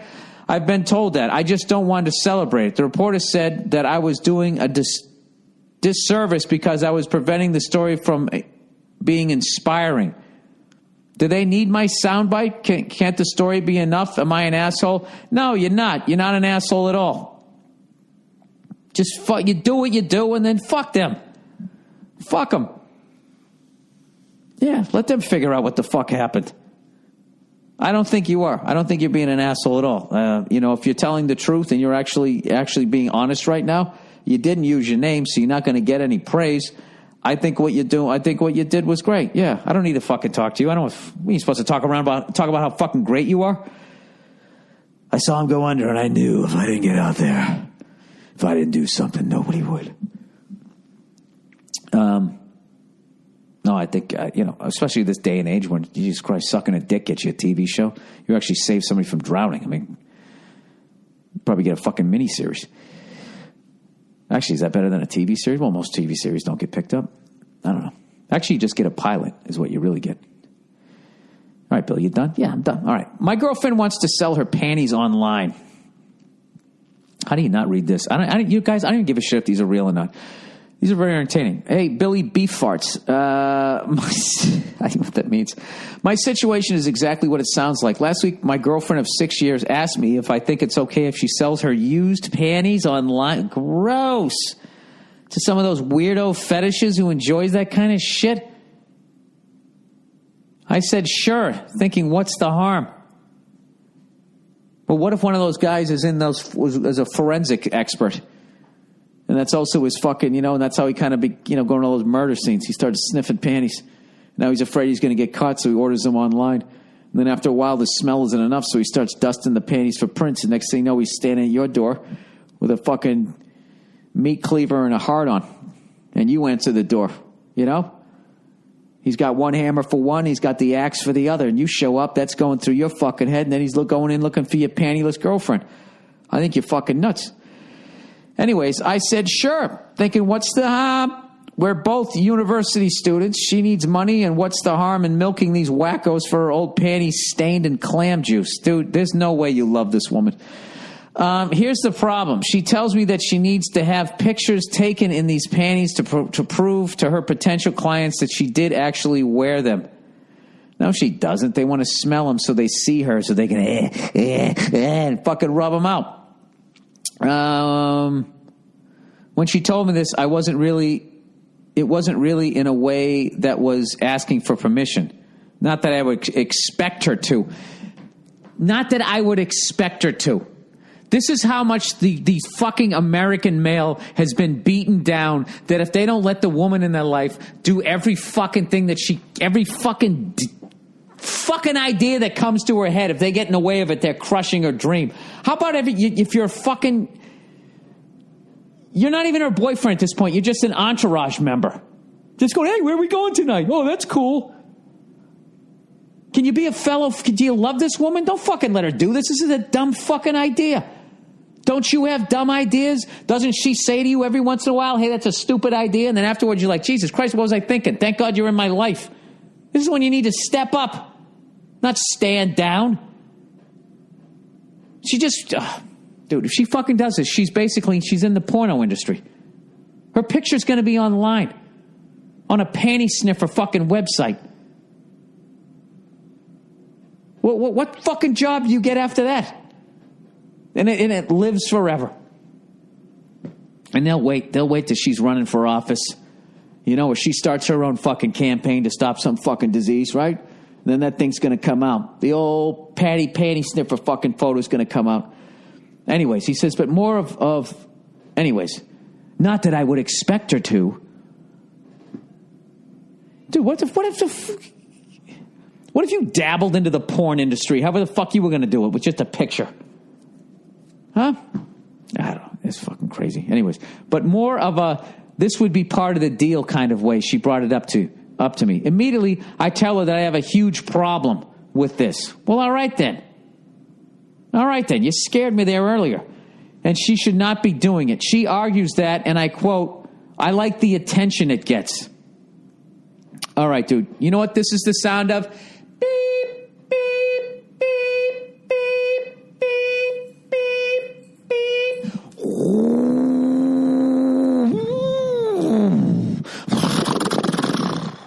That is the sound of you backing up the dump truck that she's laying in the back of and dumping that bitch in the trash. Dude, this is not the mother of your kids. This, God bless her. I don't know who the fucked her up. It's over. Out. It's over, dude. It's out. It's done. I don't even need to read the rest of this. He goes like, what the fuck am I supposed to do here? Beep, beep. That's what you're supposed to do. Keep my mouth shut and act like a cuckold or fight this thing to the bitter end. I know it's her body and she has the right to do anything with it. Shut the fuck up with that! Jesus Christ, these fucking feminists, you guys have turned into zombies. This isn't like a date rape situation here. She does have the right to do it, but you're stopping her from getting into the porn industry. But it makes me feel like a complete tool. It should. Any input would be appreciated, Bill. I think I told you. I think I told you what you should do, dude. Just, yeah, you know what? This is the deal, okay? Even if she goes, you're going to break up with me? Well, then forget it. I won't do it. I can't live without you. Fuck that. Whatever this is going to rear its ugly fucking head again. I like the attention it gets.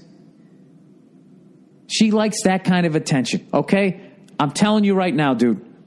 I'm telling you right now, somebody that likes that kind of fucking of attention, it's not the attention that she can get within a fucking one-on-one monogamous relationship.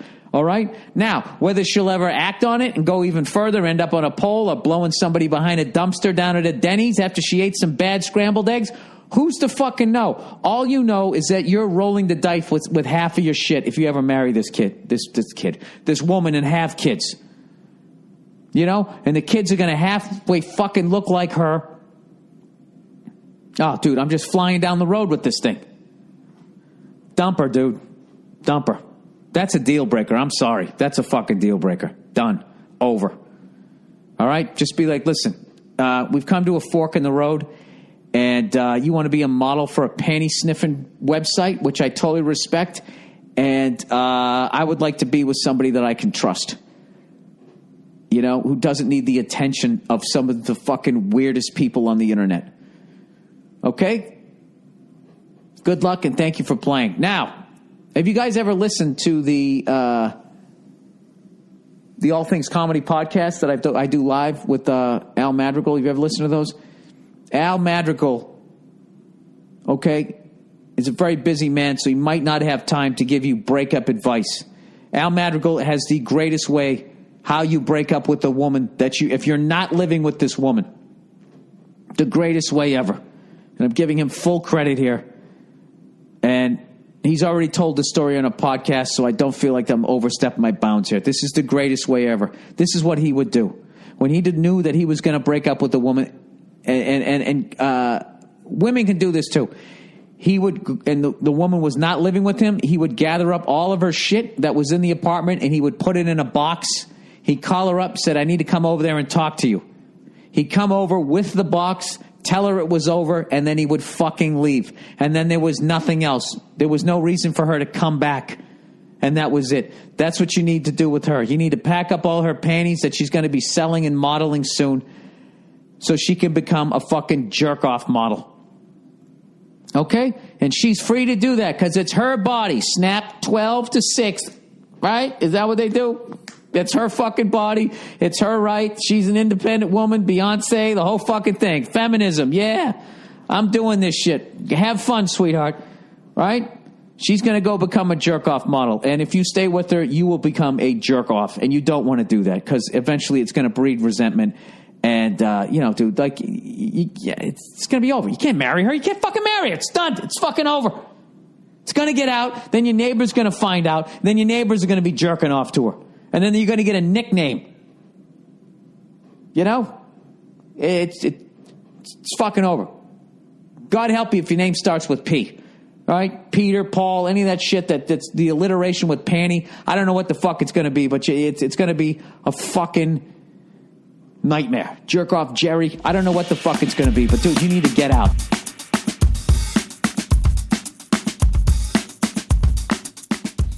What's up, everybody, and welcome back to the Anything Better podcast for the NFL edition going into week number 6. How the heck is everybody doing? We have another great show of picks today. It was an interesting week. But first, before we get into the show, we have to shout out our great sponsor, the BetMGM people, the BetMGM app, the best one out there, guys. You know how it works by now.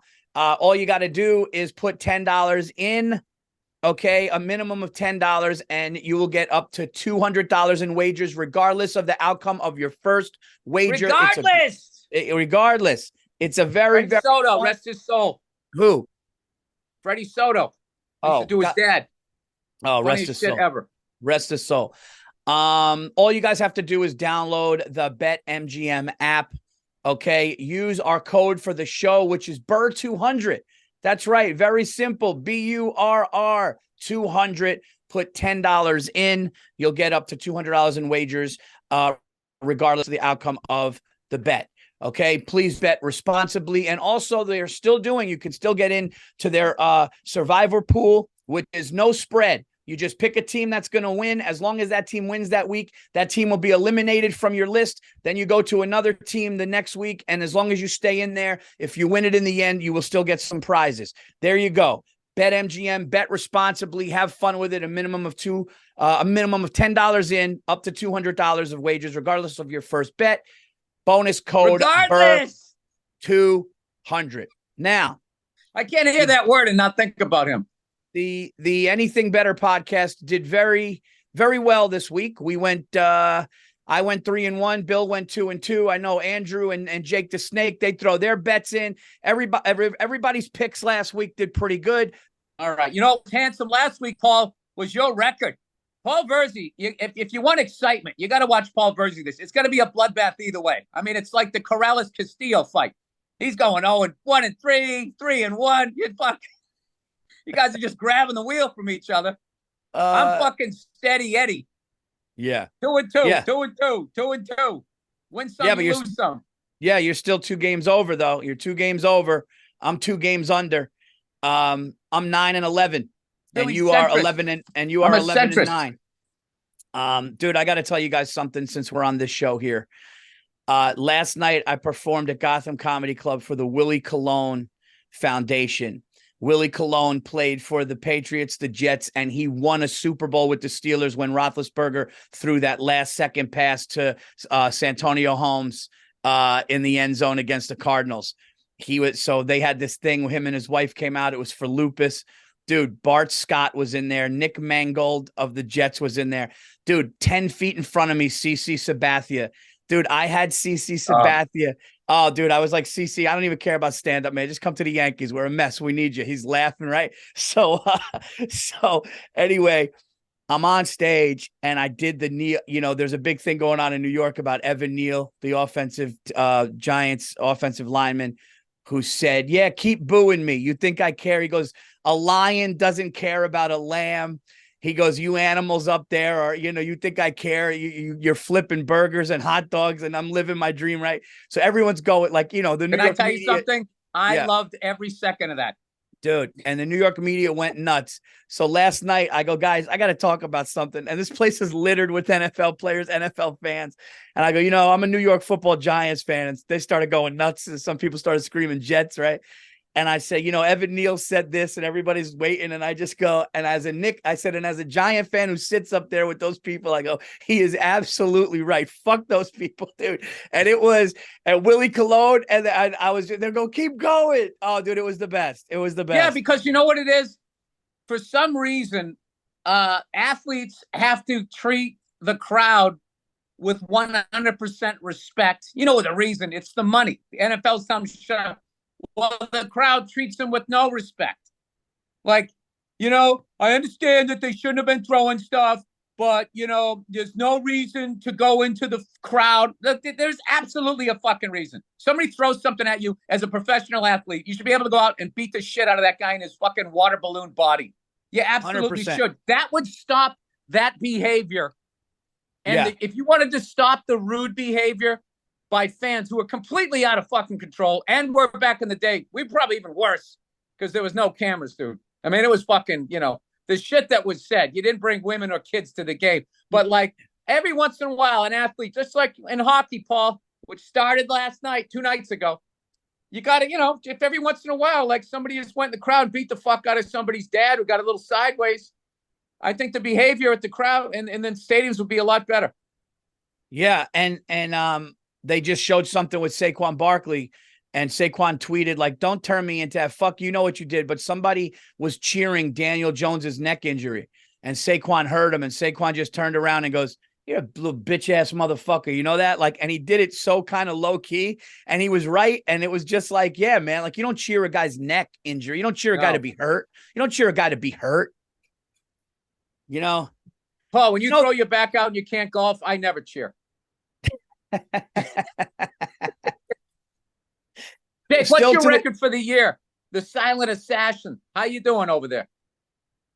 Up and down. These last 2 weeks though have been pretty good. What was it? 4-0 week 4, and then week 5. Yeah, that's pretty good, Jake. Like 3 I knew you were. That's pretty good. Is that good? Yeah, that is good. Fucking poker play over there, Paul. Yeah. This week was like so 3-1, 2-2.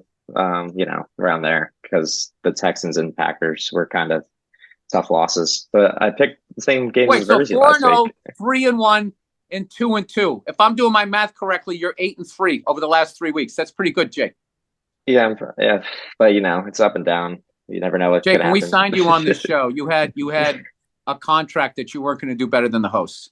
All right, you're in violation right now. All right, let's get back to it here. Jake's killing it, man. Killing it. All right. So, Andrew, this is week 6. That means I have the first pick. Yes. Bill. Oh, it's all about you, Paul. It's my we're turn. Just sitting here waiting for your first pick. Hey, it's my turn. Fucking prom queen over here. Hey, I don't know what you want me to tell you. If it was your turn, I would give you the baton. The baton. Dude, I'm not gonna lie. I was just saying before you came on, looking at these lines, there's like 6 games that are under 3 points.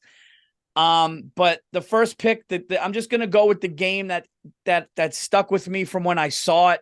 I saw it at the beginning, and I'm gonna stick with it. They're at home. I like Joe Burrow again. I think that they're gonna go turn the season to 500 because they're 2-3 right now. They're -2.5 at home against Seattle. Even the Giants hung with Seattle until they made horrible, horrible mistakes late in the game. I think Joe Burrow's leg is better. The way he was launching that fucking thing last week. I like the Bengals -2.5 at home. That's one I could kind of sleep if they lose. I could sleep. I'm coming out of the gate, Paul. I'm coming out of the gate. I like the Philadelphia Eagles.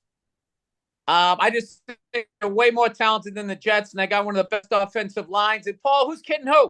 There's a lot of quarterbacks getting a ton of shit out there, and if you really watch the game, all they're doing is running for their life, and they don't have time for the play to set up Jimmy Garoppolo. Guy was running for his fucking life. Daniel Jones. Daniel Jones running for his life. Mac Jones running for his life. Oh, bring in fucking Zippy or Zappy. He's running for his life. Joe Burrow. Oh, Jesus. Jake, you trying to give me a little hint there with that 2.5? I like that. So I'm going to take the Eagles. Also, sort of my low-key upset to go to the Super Bowl. I just think everybody's like, oh, the 49ers, really prove something with the Cowboys and blah, blah, blah. And all the money's going to go that way. And what's Vegas going to do, Paul? They're going to pick up a green phone and make a phone call. And that's +7, Bill. Problem. Purdy not ready for this NFC Championship game. All right. So I'm taking the Eagles -7. Eagles -7, huh? Cool. All right. Well, Paul got quiet there. I think Paul knew his first pick. I don't think he knew his second pick. no, I've been looking. I think Listening. I like, listening. dude, I think this is the first time I'm picking them this year. They're at home. I really don't think what's going on in Washington is good. I think Ron Rivera they're talking about him being on the hot seat. They started out okay. Dude, the Falcons are quietly 3-2, and they've been in every fucking game the Falcons have been there. They are -2.5. It's a game at home. I'm going to take this, and I heard a stat. Now, this could be bad or good, but this kid Riddler, what's his name? The fucking, the kid. He's never lost a home game in college or in the pros when he's home. He hasn't lost a home game, this kid. Can I ask you a question, Paul? What in the fuck does that have to do with this week? I just college? Said it has. Those are completely different team. I just said that. It has nothing to do with it, but it's interesting. That's all I said. It's interesting. All right. You know what it is, Paul? I have a lot of pressure right now. My kids want me to go take a miniature golfing. I told them I had to do a podcast. So they're like, in their pajamas still, acting like they're ready to golf, and they're giving me shit. So maybe I've been a little too wound up, and I apologize. I'm going to take the Falcons -2.5 at home. You're out of your fucking mind. No, I'm kidding. Against the hapless, I shouldn't say hapless yet, but against the wavering, I don't know, Washington Commanders. I got the Falcons. Oh, we're just seeing it the exact opposite because I like the Commanders. Oh. I'm not going to pull the trigger yet, but I just feel like the fucking Falcons are the Falcons. And every time you think the Falcons aren't the Falcons, they start falconing. I like the Ravens to bounce back. These are two teams I like, the Ravens and the Titans. It's at the Titans. I don't know. I feel like whatever the Titans were doing is not working anymore. I don't know if they're running back. They used them too much or something, but they were like steady Eddie for me. The Ravens lost for me last week. I'm staying with this stripper, man. I'm not breaking up with it yet. I'm going to take the Ravens -4. So I got 2. That's a great pick. That's in London, and the Ravens have been resting in London. So that's a great pick. We'll see. What are the Titans been doing? What do they go to Amsterdam and they're doing drugs? The Titans are fucking, dude. The Titans, I'm done with it. The Titans stink. So Ravens are laying 4, right? Yep. Okay, cool. I'll take the Ravens laying 4. That's a great pick. London. That's a win. That's a dub, I think. Well, then you would have taken it. All right, dude. Nah, I didn't see it, dude. What's going on with you, man? You got like my dog just died. Fucking vibes. No, because no. I'm just concentrating. These lines are fucking scaring me, man. Like this is a week. Everything's 3, 2.5. I don't. You know what I mean? I'm concentrating. Listen, Bill. That's as good as that. Just listening. What are you doing, Paul? I'm concentrating. Yeah, man. Like this. I'm not gonna touch that game. I just don't know. I'm going to, you know what, man? Oh, yeah, this scares me. This is like when the dollar collapsing and Paul Verzi saying, I don't know. I mean, those are two things. I mean, Paul, I've known you almost 20 years. I never heard you say, I don't know. On sports, Paul, you always know. Dude, is Saquon playing? I don't know if Saquon's playing. They're not listing it yet. The Giants are getting... they're disrespecting your fucking Giants. Big. By 2 touchdowns and a half a point. They're going to get up, Paul, and then they're going to go into the fucking prevent. And they're going to give you a touchdown. Maybe a backdoor cover happens. Who's your backup quarterback? Daniel Jones hurt his neck?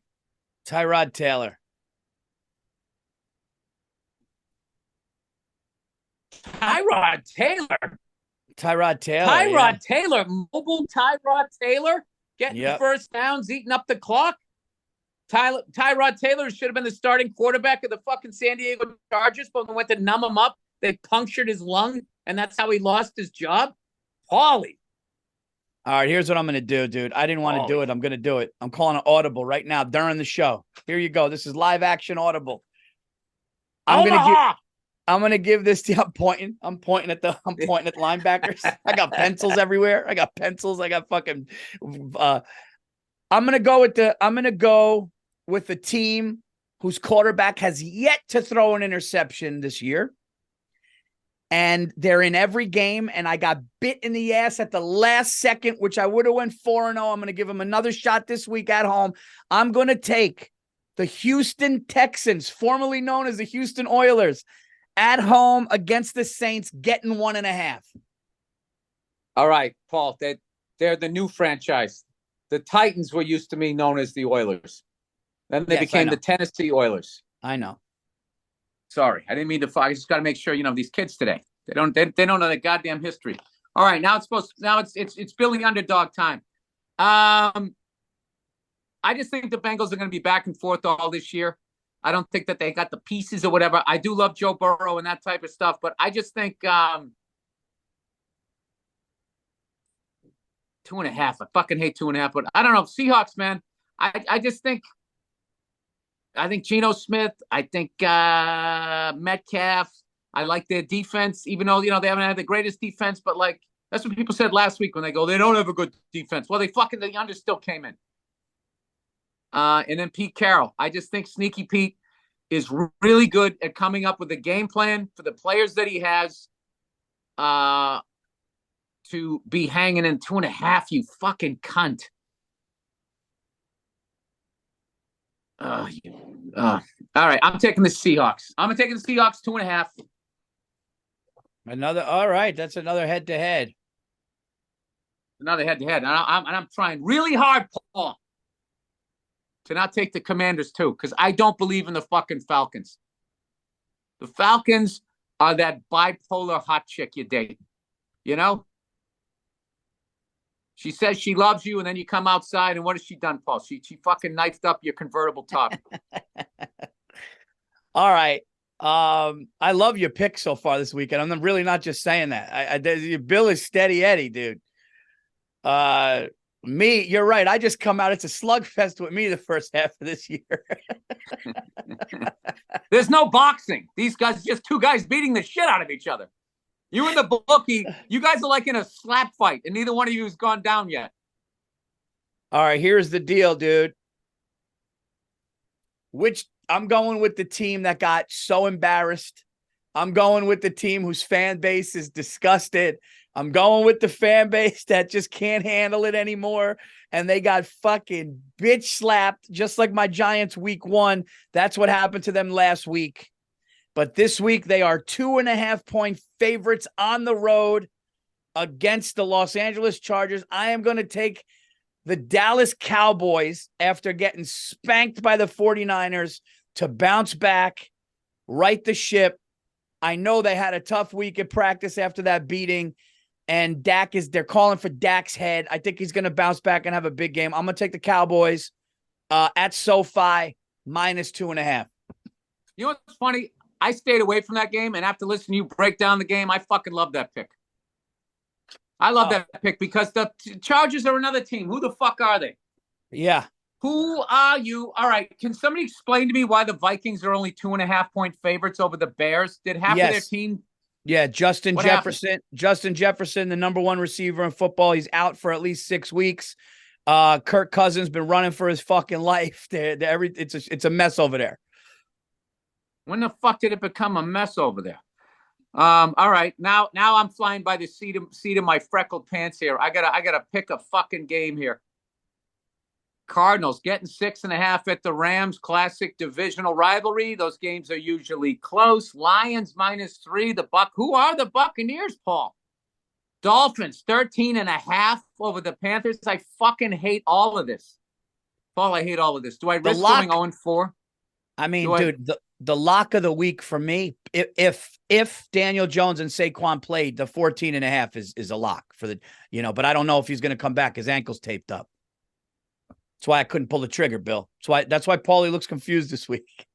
I don't know, because they're not announcing the injuries if they're going to play. It's like game time decision shit. Dude, how the fuck did the Saints win 34-0 and now they're only -1.5 favorites? The Texans defense is that fucking good, huh? I mean, Dude, they've been in every game, huh? The Texans are coming, man. They're good. Like, they're a good young team. Flip a coin. I might as well flip a fucking coin because I don't like any of this shit.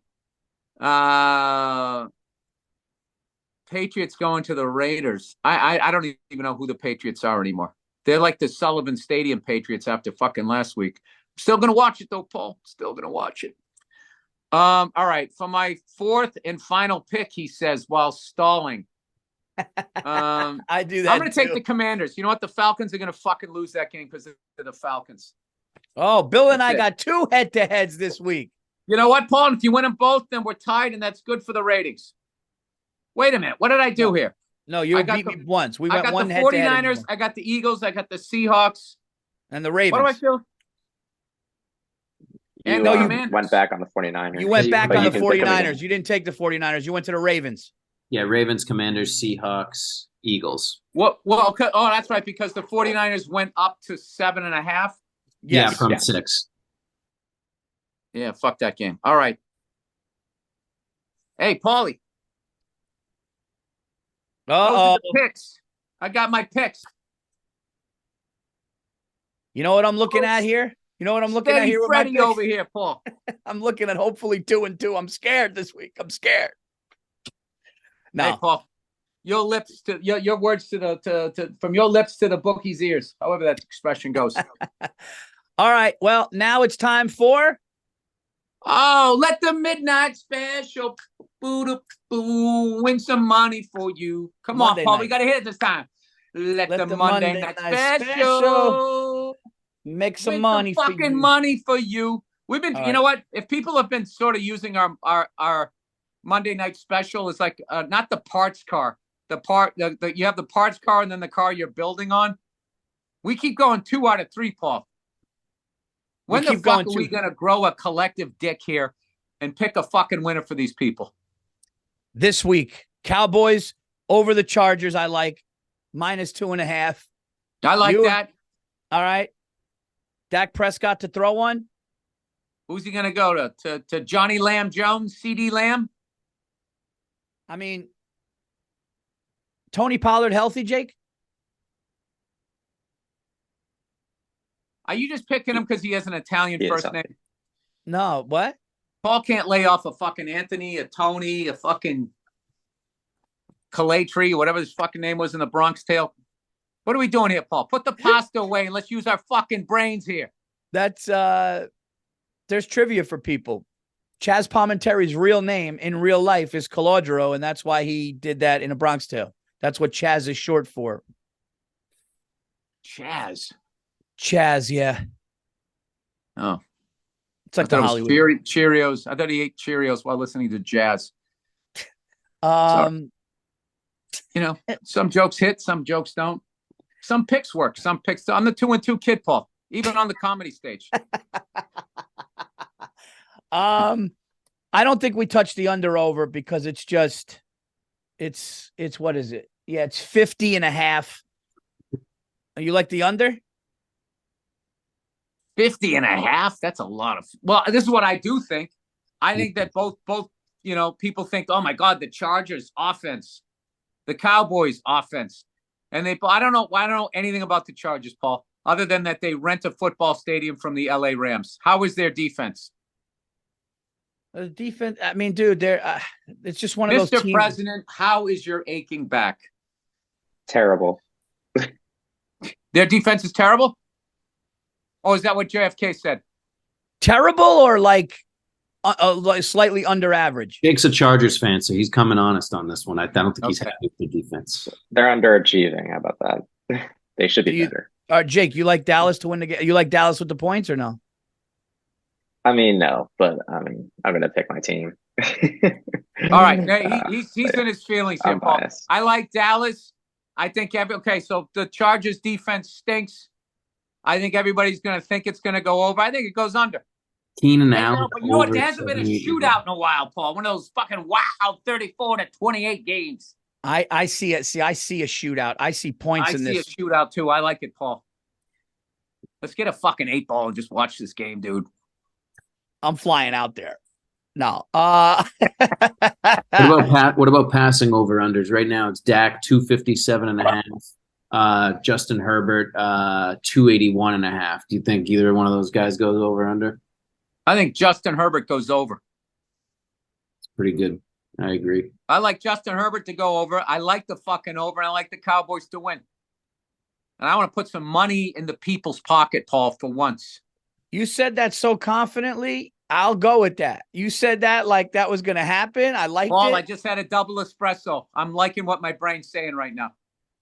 Let's do it then. Let's do Cowboys to win by 3.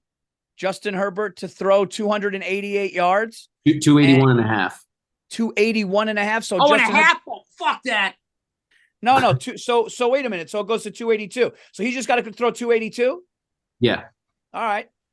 So Cowboys to win by 3. Herbert to throw in the flat, yards. 200 yards, Paul. All he needs is one long one. We're in there. Dak Prescott over under to throw 1 interception. Wait, we're taking the under or the over?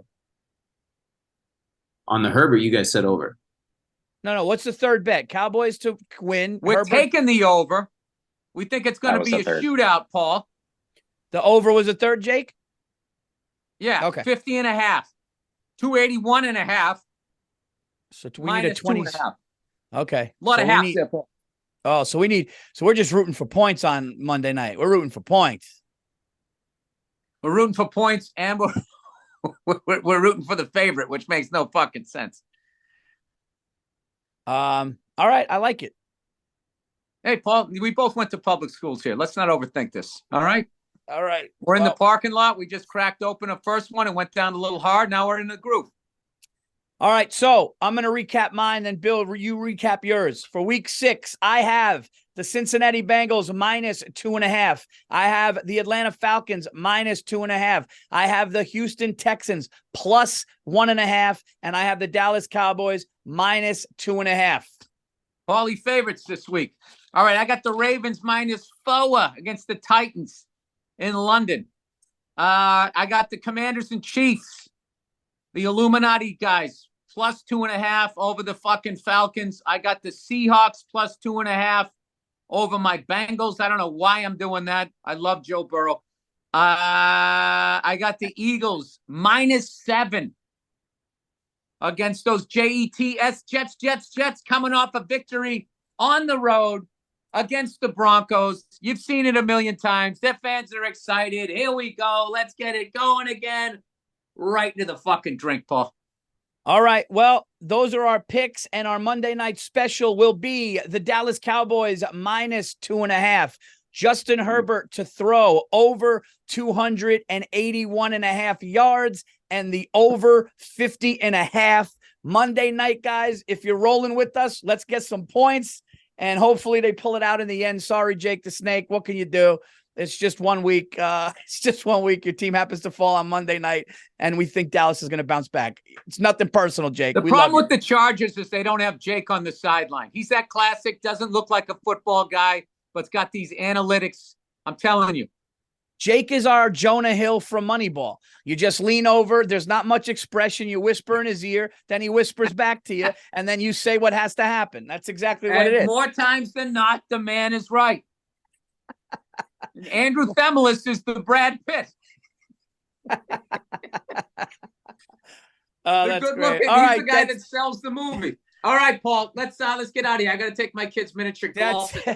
That's have fun mini golf with your kids. That's it, everybody. Just go to the BetMGM app, download the app, use bonus code BURR200 BURR 200. Put as little as $10 in. You get up to $200 in wages, regardless of the outcome of your first bet. Bet responsibly. The survivor pool is still there. You could get into that, still get your prizes.